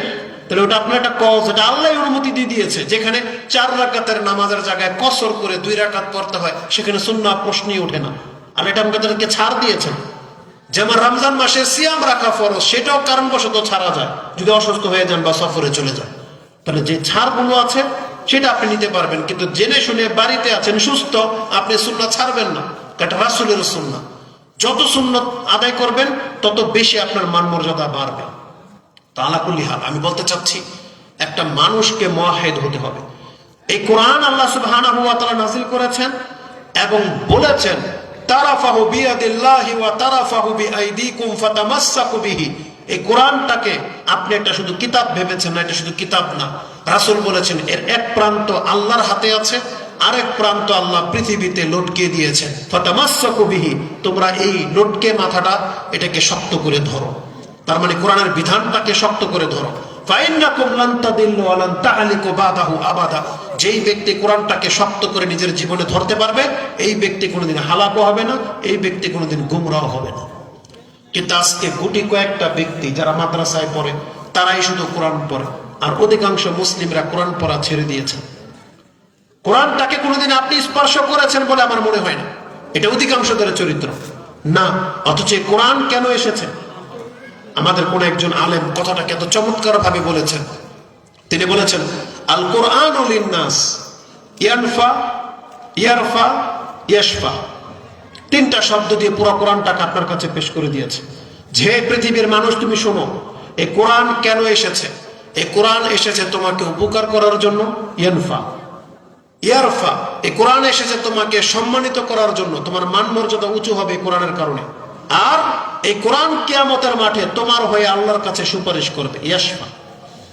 অথচ এমন একটা জিনিসকে ছেড়ে দিয়েছেন যে কিতাবের মধ্যে রয়েছে বরকত, যে কিতাবের মধ্যে রয়েছে নেকি, অক্ষরে অক্ষরে 10 নেকি। চিন্তা করা যায় পৃথিবীর কোন কিতাব আছে এমন দামি যে একটা অক্ষর পড়লে একটা নেকি হয়? একটাও দেখাইতে পারবেন না আপনি। কিন্তু কোরআন আল্লাহর কালাম, একটা অক্ষর পড়লে 10 নেকি। রাসূল বলেছেন, মান কারাআ হারফাম মিন কিতাবিল্লাহ ফালাহু বিহি হাসানাহ ওয়াল হাসানাতু ইলা আশরি আমসালিহা। একটা অক্ষর পড়লে একটা নেকি, আল্লাহ সেটাকে 10 গুণ দেবে আপনাকে, তার মানে 10 নেকি। এটা হচ্ছে কোরআন। আপনি ছেড়ে দিয়ে বসে আছেন। তাহলে কোরআন বলেছে যে কোরআন এসেছে আমাদেরকে উপকার করার জন্য। কি উপকার করবে? কোরআন প্রথম উপকার যেটা করেছে পৃথিবীর মানুষকে, সেটা আল্লাহর পরিচয়ে তাকে শিক্ষা দিয়েছে, তার দিন সম্পর্কে শিক্ষা দিয়েছে, তাকে আকীদা শিখিয়েছে, তাকে মানহাজ শিখিয়েছে কোরআন। এটা হচ্ছে মূল। এই কোরআন আপনাকে আমাকে উপকার করেছে। এই কোরআন আমাদেরকে উপকার করেছে কি? ওই যে আগেই বলেছি, কোরআন যেমন জিন, জাদু টোনা, বদনজর থেকে আপনাকে আমাকে বাঁচাবে। কোরআনের পুরো কোরআন লাগবে না, মাত্র 3টা সূরা আপনার জীবনের সমস্ত বিপদ আপদকে ঠেকিয়ে দিতে সক্ষম। জানেন সেটা? 3টা সূরা মাত্র। আর এতো দেখেন আল্লাহর মর্যাদা, দেখেন আল্লাহ আপনাকে আমাকে যে ভালোবাসে, আল্লাহ এটা ভালো করে জানেন যে আমার সব বান্দারা সূরা বাকারা মুখস্থ করতে পারবে না। সব বান্দা সূরা বাকারা পড়তে পারবে না, কিন্তু সূরা ইখলাস পড়তে পারেন। আপনি জানেন এটার মান কি? সূরা ফালাক, নাস, সুবহানাল্লাহ। ছোট ছোট 3টা সূরা, কিন্তু আল্লাহ এর মধ্যে এত পাওয়ার দিয়ে দিয়েছেন। রাসূলুল্লাহ সাল্লাল্লাহু আলাইহি সাল্লাম বলেছেন, কুল হুয়াল্লাহু আহাদ ওয়াল মুইযাতাইন, মানে ফালাক এবং নাস, সালাসা মাররাতিন ফিল ইয়াউমি মাসাহির ওয়া সাবাহি। 3 বার করে কেউ যদি সকাল এবং সন্ধ্যায় 3 বার করে বলে, কাফাতাহু মিন কুল্লি শাই। রাসূলুল্লাহ সাল্লাল্লাহু আলাইহি সাল্লাম এক সাহাবীকে বলছিলেন, তাকফিকা মিন কুল্লি শাই। তুমি যদি সকাল এবং সন্ধ্যায় 3 বার করে সূরা ইখলাস, ফালাক এবং নাস যদি পড়ো, তাহলে যত অনিষ্ট আছে সমস্ত অনিষ্ট থেকে বেঁচে যাওয়ার জন্য এই 3টা সূরা 3 বার পড়লেই যথেষ্ট। কিন্তু আমরা পড়ি না। আমাদেরকে জিনে ধরে, ভূতে ধরে, বদনজর লেগে যায়, বোবায় ধরে, কত প্রশ্ন আসে। অথচ আপনি বিছানায় শুয়ে আয়াতুল কুরসি পড়া শিখেন না? কোরআনের একটা সূরার মাত্র একটা আয়াত, আয়াতুল কুরসি। এটা যদি আপনি পড়ে শোন, আল্লাহর পক্ষ থেকে একজন ফেরেশতা ফজর হওয়া পর্যন্ত আপনার মাথার কাছে দাঁড়িয়ে আপনাকে পাহারা দেবে। এটা হচ্ছে আয়াতুল কুরসির বরকত। এই কোরআনকে আমরা ছেড়ে দিয়েছি, অথচ কোরআন এসেছে আমাদেরকে উপকার করার জন্য। ওই যেটা আগে বলেছিলাম না, ওই আয়াত থেকে কিন্তু আমরা সরে গিয়েছিলাম। সেটা কি? যে কোরআন আমাদের অন্তরের রোগকে দূর করবে, তাই না? কোরআন একটা আয়াত আল্লাহ সুবহানাহু ওয়া তাআলা বলেছেন, যেটা আপনি সূরা ইউনূস 10 নম্বর সূরার 57-58 নম্বর আয়াতে পেয়ে যাবেন। 57 নম্বর আয়াতে আল্লাহ সুবহানাহু ওয়া তাআলা বলেছেন, ইয়া আইয়ুহান নাস কাদ জাআতকুম মাউইযাতুম মির রাব্বিকুম ওয়া শিফাউন লিমা ফিস সুদুর। এই যে তোমাদেরকে উপদেশ দেওয়ার জন্য একটা উপদেশ বাণী এসেছে এই কোরআন, এবং এর মধ্যে কি আছে? ও শিফাউন লিমা ফিস সুদুর, তোমাদের প্রত্যেকের অন্তরের যে রোগগুলো আছে এগুলো দূর হয়ে যাবে যদি তুমি কোরআন পড়ো। কোরআন পড়লে আপনার ঈমান ঠিক হয়ে যাবে। কোরআন পড়লে আপনার মনের অশান্তিগুলো দূর হয়ে যাবে, ঈমান বৃদ্ধি পাবে। কারণ আল্লাহ সুবহানাহু ওয়া তাআলা কোরআনে বলেছেন, ইন্নামাল মুমিনুনা আল্লাযীনা ইযা যুকিরাল্লাহু ওয়াজিলাত কুলুবুহুম ওয়া ইযা তুলিয়াত আলাইহিম আয়াতুহু যাদাতহুম ঈমানা। আল্লাহ বলেছেন, যখন তার কাছে কোরআনের আয়াতগুলো পাঠ করে শোনানো হয় তখন তার ঈমান বেড়ে যায়। এটা হচ্ছে মুমিনের গুণ। আজকে জুমার খুতবা শোনার পরে আপনার ঈমান বাড়ে না, ওয়াজ শুনলে যদি না বাড়ে, কোরআন দিয়ে কেউ উপদেশ দিলেও যদি আপনার হটকারিতা কমে না, তার মানে জেনে রাখেন আপনার অন্তর মরে গেছে, অন্তর শক্ত হয়ে গেছে, ঈমানের গুণ থেকে আপনি সরে যাচ্ছেন। অথচ ঈমানের গুণ হলো আপনাকে যখন আল্লাহর কথা স্মরণ করিয়ে দেওয়া হবে তখন আপনার মধ্যে ভয় জাগবে। এটা হচ্ছে মুমিনের গুণ। কিন্তু কোনো ব্যক্তির কোনো পরিবর্তন যদি না ঘটে, তার মানে এটা হচ্ছে যে অন্তর বক্র হয়ে যাবে। রাসূলুল্লাহ সাল্লাল্লাহু আলাইহি ওয়াসাল্লাম এক সাহাবীকে শিক্ষা দিয়েছিলেন। ওই যে অহংকারের কথাটা মনে পড়েছে এখানে। আমি যদি বলি আমরা অহংকারী, অনেকে মানবেন না যে না হুজুর আমি অহংকার করি না। অহংকার কি তাহলে জানেন? একজন সাহাবীকে রাসূলুল্লাহ সাল্লাল্লাহু আলাইহি ওয়াসাল্লাম বলেছিলেন যে যার অন্তরের ভিতরে মিসকালা হাব্বাতি মিনাল কিবর, একটা সরিষা দানা পরিমাণ যদি অহংকার থাকে, লা ইয়াদখুলুল জান্নাহ, সে জান্নাতে যাবে না। তখন সে সাহাবী বলেছিল, ইয়া রাসূলুল্লাহ, আমরা সুন্দর পোশাক পরতে এবং নতুন জুতা পরতে তো আমাদের ভালো লাগে, পছন্দ। তখন রাসূল সাল্লাল্লাহু আলাইহি ওয়াসাল্লাম বলেছেন, নতুন জুতা পরে হাঁটা এটা অহংকার না। দামি গাড়ি বাড়ি হোক বা পোশাক হোক, ভালো খাবার হোক, খাচ্ছেন, এটা অহংকার না। ইন্নাল্লাহা জামিলুন ইউহিব্বুল জামাল, আল্লাহ হচ্ছেন সুন্দর, আর আল্লাহ সুন্দর যতটাকেই পছন্দ করে। উৎসাহিত করা হয়েছে। তার মানে একটা মুসলিম পয়সাওয়ালা আপনি মিসকিনের মতো থাকবে, এটা রাসূল বলেনি। আপনি আপনার শান শৌকতের সাথেই থাকবেন, যেটা আপনার হালাল টাকা, আর হারাম ইনকাম থেকে আপনি বেঁচে থাকেন। হালাল ভাবে আপনি কোটিপতি হন, এটা শোনাই সোহাগা বলা হয়েছে। এটা আল্লাহর অনুগ্রহ। এই সম্পর্ক হাদিস আছে। আপনি কোন কথা নেবেন? কোরআন থেকে, হাদিস থেকে। এই সম্পর্ক হাদিস আছে যে যেই ব্যক্তি হালাল ভাবে কোটিপতি হয়, এটা আল্লাহর পক্ষ থেকে অনুগ্রহ। এটা হাদিস বুখারী মুসলিমে আছে। মুসলিমের একটা লম্বা হাদিসে পেয়ে যাবেন। একদিন অভাবী মুসলিম সাহাবীরা রাসূল সাল্লাল্লাহু আলাইহি ওয়াসাল্লামের কাছে এসে বলতেছে, ইয়া রাসূলুল্লাহ, যাহাবা আহালুদ দুসুর, পয়সাওয়ালারা তো আগে বেড়ে গেল। বলছে কিভাবে? বলছে আমরা সালাত পড়ি, তারাও সালাত পড়ে, আমরা সিয়াম রাখি, তারাও সিয়াম রাখে, কিন্তু তারাও হজ করে, আমরা হজ করতে পারি না, কারণ তাদের টাকা আছে, আমাদের নাই। তারা দান সাদকা করে, আমরা দান সাদকা করতে পারছি না। তখন রাসূলুল্লাহ সাল্লাল্লাহু আলাইহি ওয়াসাল্লাম বলেছেন, তোমাদেরকে আমি এমন একটা আমলের কথা শিখিয়ে দেব যে আমল করলে কোন ইবাদতকারী নেকি দিয়ে তোমাদেরকে ধরতে পারবে না। বলছে বালা ইয়া রাসূলুল্লাহ, অবশ্যই বলেন। তখন বলছে প্রত্যেক নামাজের পরে, ভাষাগুলাই শুনেন, প্রত্যেক কিসের পরে? ফরজ সালাতের পর 33 বার সুবহানাল্লাহ, 33 বার আলহামদুলিল্লাহ, 34 বার আল্লাহু আকবার, তোমরা এটা পাঠ করবে। যদি তোমরা এটা করো প্রত্যেক নামাজের পরে, তোমাদের মতো এমন আমলকারী যদি কেউ না থাকে, তাহলে নেকি দিয়ে তোমাদেরকে কেউ ধরতে পারবে না। তারা কি করলো? করা শুরু করে দিল। কিন্তু পয়সাওয়ালা সাহাবী, তারা দেখলো যে নামাজের পরে এরা কিছু পড়ে, পাঠ করে। জিজ্ঞেস করা হয়েছে কি পড়ো? এখন বলতে হবে বাধ্য যে রাসূল আমাদেরকে এটা বলে দিয়েছে। তারাও তাদের সাথে গোনা শুরু করে দিয়েছে, এই পয়সাওয়ালা সাহাবীরা। আবার তারা গিয়ে রাসূলকে বলতেছে, ইয়া রাসূল, এখন তারাও তাসবিহ করা শুরু করে দিয়েছে। তখন রাসূল বলেছিলেন, যালিকা ফাদলুল্লাহ ইউতিহি মাইয়াশা, আল্লাহ যে তাদেরকে পয়সাওয়ালা বানিয়েছেন, এটা আল্লাহর অনুগ্রহ, আর আল্লাহ যাকে চায় তাকে তার অনুগ্রহ করে থাকেন। তাহলে ওসমান রাদিয়াল্লাহু তাআলাকে কোটিপতি আল্লাহ বানিয়েছেন, এটা আল্লাহর পক্ষ থেকে অনুগ্রহ। আজকে আমাদের সমাজের যত মুসলিম কোটিপতি আছেন, এটা আল্লাহর পক্ষ থেকে অনুগ্রহ। কারণ আল্লাহ আপনাকে সুযোগ করে দিয়েছে। আপনি চাইলে একা একটা মসজিদ বানাইতে পারেন, চাইলে একা একটা মাদ্রাসা চালাইতে পারেন, চাইলে প্রতি বছর আপনি হজ করতে পারেন, চাইলে আপনি প্রত্যেক মাসে উমরা করতে পারেন, যেটা সাধারণের দ্বারা হবে না। কিন্তু আমাদের দেশের পয়সাওয়ালারা ইবাদত না করে গুনাহ কামায়, পাপ কামায়, টিম বানায়, সন্ত্রাস পালে, অস্ত্র কিনে, হত্যা করায়। পয়সাওয়ালা আমেরিকা গিয়ে টাকা জমায়, মুসলমান দেশের মুসলিমদের টাকা ওই আমেরিকা কাফেরদের দেশে গিয়ে জমায়। এটা বিবেক ধরে? অথচ যেখানে আমাদের টাকা দিয়ে আমাদের রাষ্ট্রকে সাজাইতে বলা হয়েছে যে দান সাদকা করো, তো রাস্তা পরিষ্কার করো, মুসলিমের কল্যাণে কাজ করো, যেগুলো আমাদের ধর্ম আমাদেরকে শেখায়, অথচ আমাদের মুসলিমরা ধর্মের কথা তো মানেই না, বরং এর খেলাফ চলে। আপনি কি জানেন একটা রাস্তা থেকে একটা কষ্টদায়ক বস্তু তুলে ফেলে দিলে এটার বিনিময়ে আল্লাহ যে একজন ব্যক্তিকে জান্নাত দিয়ে দিয়েছে? এটাই ইমাম মুসলিম কোট করেছেন। বিচার ফয়সালার মধ্যে আপনি হাদিস পেয়ে যাবেন। রাসূলুল্লাহ সাল্লাল্লাহু আলাইহি ওয়াসাল্লাম জান্নাতে একটা ব্যক্তিকে উৎফুল্ল অবস্থায়, মানে নাচানাচি করতে দেখেছেন। ইউকাল্লিবু, সে মানে উলটপালট খাচ্ছে জান্নাতে, এত খুশি। বলছে আর কি হয়েছে? তখন জিবরাইল আলাইহিস সালাম তাকে সংবাদ দিয়েছেন, মাররা আলা গুসনি শাজারাতিন আলা জাহারিত তারিক, কোন একদিন রাস্তার উপর একটা ঢাল পড়েছিল।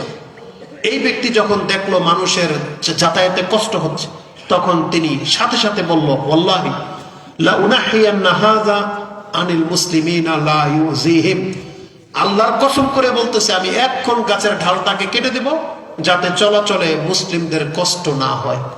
শুধু তার নিয়ত এতটাই ছিল, সে গাছের ঢালটাকে কেটে দিয়েছে, ফাদাখালাহুল জান্নাহ, আল্লাহ তাকে জান্নাতি দিয়ে দিয়েছে। তার মানে আল্লাহ যদি কাউকে সম্মানিত করতে চায়, এই সামান্য সামান্য বিষয়েও নাজাতের ব্যবস্থা আল্লাহ রেখেছেন। কিন্তু আমাদের মুসলিম ভাইগুলো কেন নাজাতের জন্য ভাবে না, এটা আমরা বুঝি না। আল্লাহ আমাদেরকে ক্ষমা করার জন্য কত কি ব্যবস্থা করে রেখেছেন, কিন্তু আমাদের মুসলিম, এই মুসলিমত্ব লোকগুলা জন্মসূত্রে মুসলিম হওয়ার কারণে এই ইসলামের কদর করতেছে না। এটা মোটেও কাম্য নয়। অবশ্যই আমাদেরকে আমাদের ইসলামের গুরুত্ব দিতে হবে। আমাদের ইবাদত গুলো খুব দামি। আপনি জানেন ইবাদতবিহীন আপনি নাজাত পাবেন না। রাসূলুল্লাহ সাল্লাল্লাহু আলাইহি ওয়াসাল্লাম বলেছেন, মান বাত্তা বিহি আমালুহু ফালাম ইউসরি বিহি নাসাবুহু। কোন ব্যক্তিকে যদি তার আমল যদি থামিয়ে দেয়, টু টেক ডিলে বা টু টেক ডাউন বলা হয়েছে, মানে তাকে যদি নিচে নামিয়ে দেয় বা থামিয়ে দেয়, ফালাম ইউসরি বিহি নাসাবুহু, তার বংশ তাকে কোনোদিন আগে বাড়াতে পারবে না। আপনি আল্লাহর সামনে গিয়ে বলতে পারবেন না আমি অমুক বংশের লোক, আমি অমুক পয়সাওয়ালা, আমি অমুক দেশের, কাজ হবে না। আপনার আমল যদি কমে যায়, তাহলে কাল কিয়ামতের মাঠে আপনি নাজাত পাবেন না। এজন্য আমাদের মুসলিম ভাইদেরকে আমরা বলতে চাচ্ছি, এই মুসলিমত্বটাকে কাজে লাগান। আমি যদি আসলে সময়ের স্বাদ বা আপনাদের স্বাদ যদি পেতাম, আমি বলতে চাচ্ছি যে জিনিসটা, আমি আপনাকে বোঝাতে ব্যর্থ হব একটা মুসলিমের মান কি এই পৃথিবীতে, একটা মুসলিমের মান কি। আপনি দেখতে শুনতে অতটা সুন্দর না, পয়সা পাননি, দুঃখ নাই, কিছুই পান নাই, দুঃখ নাই। এই যে যেটা ইসলাম পেয়ে গেছেন, এটার কদর আপনি করে শেষ করতে পারবেন না। আমি এমন হাদিস পেয়েছি, ইমাম মুসলিম তার তওবার অধ্যায়ে এনেছেন, যে কিয়ামতের মাঠে কত মুসলিমকে আল্লাহ জাহান্নাম থেকে মুক্ত করার জন্য কি ব্যবস্থা করবে জানেন? যখন কোনো ব্যক্তি পাপে আটকে যাবে, তাকে জাহান্নামে ফেলার সময় আল্লাহ বলবে, দাঁড়াও, আমার এই মুসলিম বান্দাকে জাহান্নামে দিও না, আমি ওর বদলা দিচ্ছি। কি বদলা? তুমি এই কাফের, এই খ্রিস্টান অথবা এই ইহুদিটাকে নাও, তুমি আমার মুসলিম বান্দাটাকে ছেড়ে দাও। এবং মুসলিম বান্দাকে বলা হবে একটা কাফেরকে দিয়ে, একটা ইহুদিকে দিয়ে, হাজা ফিকা পোকা মিনান নার, এই লও, এটা তোমার জাহান্নাম থেকে মুক্তির বদলা। এটা আল্লাহর পক্ষ থেকে করা হবে। আপনি জীবন নাই হাদিস শুনেছেন আর না কোনোদিন ভাবতে পারেন যে আল্লাহ আমাদেরকে ক্ষমা করার জন্য এমন ব্যবস্থাও করে রেখেছেন। শুধু খালি মুসলিম হয়ে আপনাকে মরতে হবে, এটা হচ্ছে আল্লাহর সাথে আমাদের কমিটমেন্ট। আল্লাহ এই কথাটাই বলেছেন কোরআনে, এবং এই আয়াতটাকে দিয়েই প্রত্যেক খুতবা শুরু করা হয়। রাসূলুল্লাহ সাল্লাল্লাহু আলাইহি ওয়াসাল্লাম প্রত্যেক খুতবায় পাঠ করতেন, ইয়া আইয়ুহাল্লাযীনা আমানুত্তাকুল্লাহা হাক্কা তুকাতিহি ওয়া লা তামুতুন্না ইল্লা ওয়া আনতুম মুসলিমুন। দেখো তোমার পরিচয় যা তা হোক, কিন্তু মরার সময় যেন তুমি মুসলিম হয়ে মরতে পারো। এটা আল্লাহ বলেছেন, যে মরলা যে তোমার নেম প্লেটটা যেন হয় এটা মুসলিমের লাশ আসছে। যখন আসমানের দিকে আত্মাটা নিয়ে যাওয়া হবে না, তখন যেন এটা বলা হয় যেটা একটা মুসলিমের আত্মা। নাইলে কিন্তু আকাশের ফেরেশতারা কিন্তু গ্রহণ করবে না। আর যদি আকাশের ফেরেশতা গ্রহণ না করে, তার মানে আর নাজাতের কোনো অপশন নেই। কারণ আল্লাহ সুবহানাহু ওয়া তাআলা জান্নাতকে প্রস্তুত করেছেন শুধু মুসলিমদের জন্য। এটা মাথা থেকে আউট করেন না। এটাও রাসূলুল্লাহ সাল্লাল্লাহু আলাইহি ওয়াসাল্লাম বিদায় হজের খুতবায় বলেছিলেন। আব্দুল ইবনে মাসউদ রাদিয়াল্লাহু তাআলা আনহু তিনি বলতেছেন যে জালাসা রাসূলুল্লাহ সাল্লাল্লাহু আলাইহি ওয়াসাল্লাম ফি কুব্বাতি আদামি, তিনি একটা চামড়ার তাঁবুর মধ্যে হেলান দেওয়া অবস্থায় ছিলেন। তখন তিনি সোজা হয়ে বসলেন। তখন তিনি বলেন, আলা, তোমরা কান খাড়া করে শোনো, লা ইয়াদখুলুল জান্নাহ ইল্লা নাফসুন মুসলিমাতুন। জান্নাত এমন একটা জায়গা, সেখানে কোনো মুসলিম পারসন ছাড়া, মানে মুসলিম ব্যক্তি ছাড়া কোনো ব্যক্তি ঢুকতে পারবে না। এটা হচ্ছে জান্নাত। আমরা এমনি এমনিতেই বলি না আপনাকে, একটা মুসলিমের মান অনেক। এই জমিন থেকে আপনাকে আমাকে মুসলিমের পরিচয় আল্লাহর সাথে সাক্ষাৎ করতে হবে, এটা ওয়াদা করে নেন। আজকের কোনো কথা আপনি নেন বা না নেন, আমরা যারা এখানে মুসলিম আছি, আপনি অন্তত ন্যূনতম ওই কাজগুলো করার চেষ্টা করেন যে কাজগুলো করলে মুসলিমত্ব টিকে থাকে। ওই পাপগুলো থেকে বেঁচে থাকেন যে পাপগুলো থেকে না বাঁচলে মুসলিমত্ব টিকবে না। এমন একটা পাপের কথা বলবো, আপনাকে অন্তর থেকে নিতে হবে, এটা মাইন্ড করলে চলবে না। সেটা হচ্ছে 5 ওয়াক্ত সালাত। আপনার কোনো আমল থাক বা না থাক, ঈমান তো এনেছেন না? এটার পরের প্রথম আপনি যে কাজটাকে প্রাধান্য দিবেন, দুনিয়া উলটপালট হয়ে যাবে, সেটা হচ্ছে 5 ওয়াক্ত সালাত। এটা যদি নিয়ে মরতে না পারেন না, তাহলে কিন্তু খুবই সমস্যা। আপনার হাজার কোনো আমল থাকতে পারে, কিন্তু যার নামাজ নাই, এই আমল কিন্তু বিফলে যাবে। এই যে রমজান মাস আসতেছে, অনেকে ইফতারি খাওয়াবেন, সিয়াম রাখবেন, কিন্তু বেনামাজি না, আপনাকে আগে নামাজ পড়তে হবে। নামাজিদের সিয়াম কবুল হবে, নামাজিদের দান সদকা কবুল হবে, নামাজিদের ইফতার খাওয়ালে কাজ হবে, কিন্তু বেনামাজি আপনি কত বড় আয়োজন করবেন করেন, কিন্তু আপনাকে নাজাতের কেউ গ্যারান্টি দিতে পারবে না, কিন্তু আপনাকে নামাজি হইতে হবে। কারণ হাদিস স্পষ্ট, কিয়ামতের মাঠে সর্বপ্রথম একজন ব্যক্তির আমলের মধ্যে হিসাব নেওয়া হবে তার নামাজের। হাদিস আমি মুখস্থ জানি, আপনি চাইলে পড়তে পারেন। তিরমিজিতে আছে হাদিস 443, নাসাইতে হাদিস আছে 464। তাতে আছে আউয়াল মা ইউহাসাবু বিহিল আবদু ইয়াউমাল কিয়ামাতি মিন আমালিহি সালাতুহু।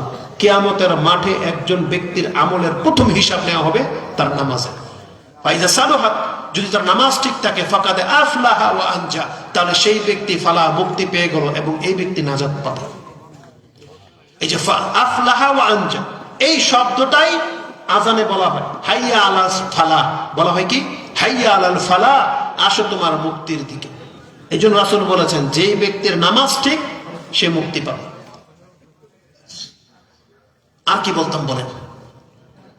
আপনারা যারা এখানে কথা শুনেছেন, আপনারা কি ওয়াদা করবেন ইনশাআল্লাহ নামাজ পড়বেন? এটা কি আমার ফায়দা না আপনাদের ফায়দা? এর কারণে কি আমি লাভবান হব, পয়সাওয়ালা হব? হব না। আমি আপনাদের কাছ থেকে কিন্তু কিছু চাচ্ছি না। আজকে ওয়াজ কমিটিও আপনার কাছে কিছু চাচ্ছে না, শুধু এখান থেকে কিছু নিয়ে যান। আমাদের মুসলিম ভাই যদি তওবা করে মসজিদে আসে, এতে কে খুশি হয় জানেন? আল্লাহ খুশি হয়। আর আল্লাহ সুবহানাহু ওয়া তাআলা খুশি হয়ে যদি আমাকে মাফ করে দেয়, তো এটা আমার বেনিফিট। এটা হচ্ছে কার বেনিফিট? আমাদের বেনিফিট। আপনার মাধ্যমে যদি একজন ব্যক্তি নামাজি হয়, এটা আপনার বেনিফিট, কারণ আল্লাহ আপনাকে ক্ষমা করে দিতে পারে। এই জন্য মানুষকে ভালো রাস্তা দেখালে আল্লাহ তাকে সেই ভালো রাস্তায় চলার ব্যক্তির মতো নেকি দান করে। এটা আল্লাহর অনুগ্রহ।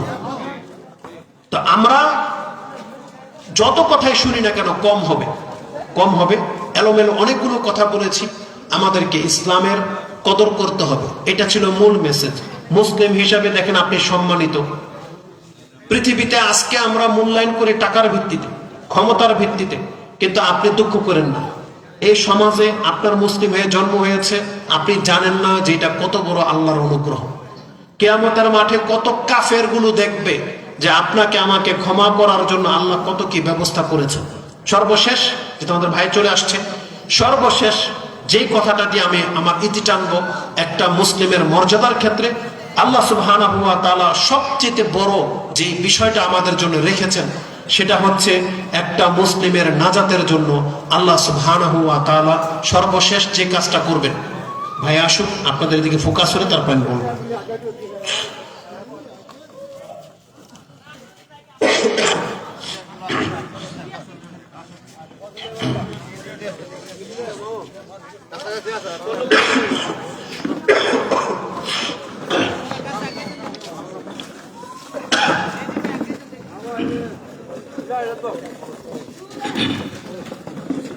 এবার আপনারা সন্তুষ্ট তো?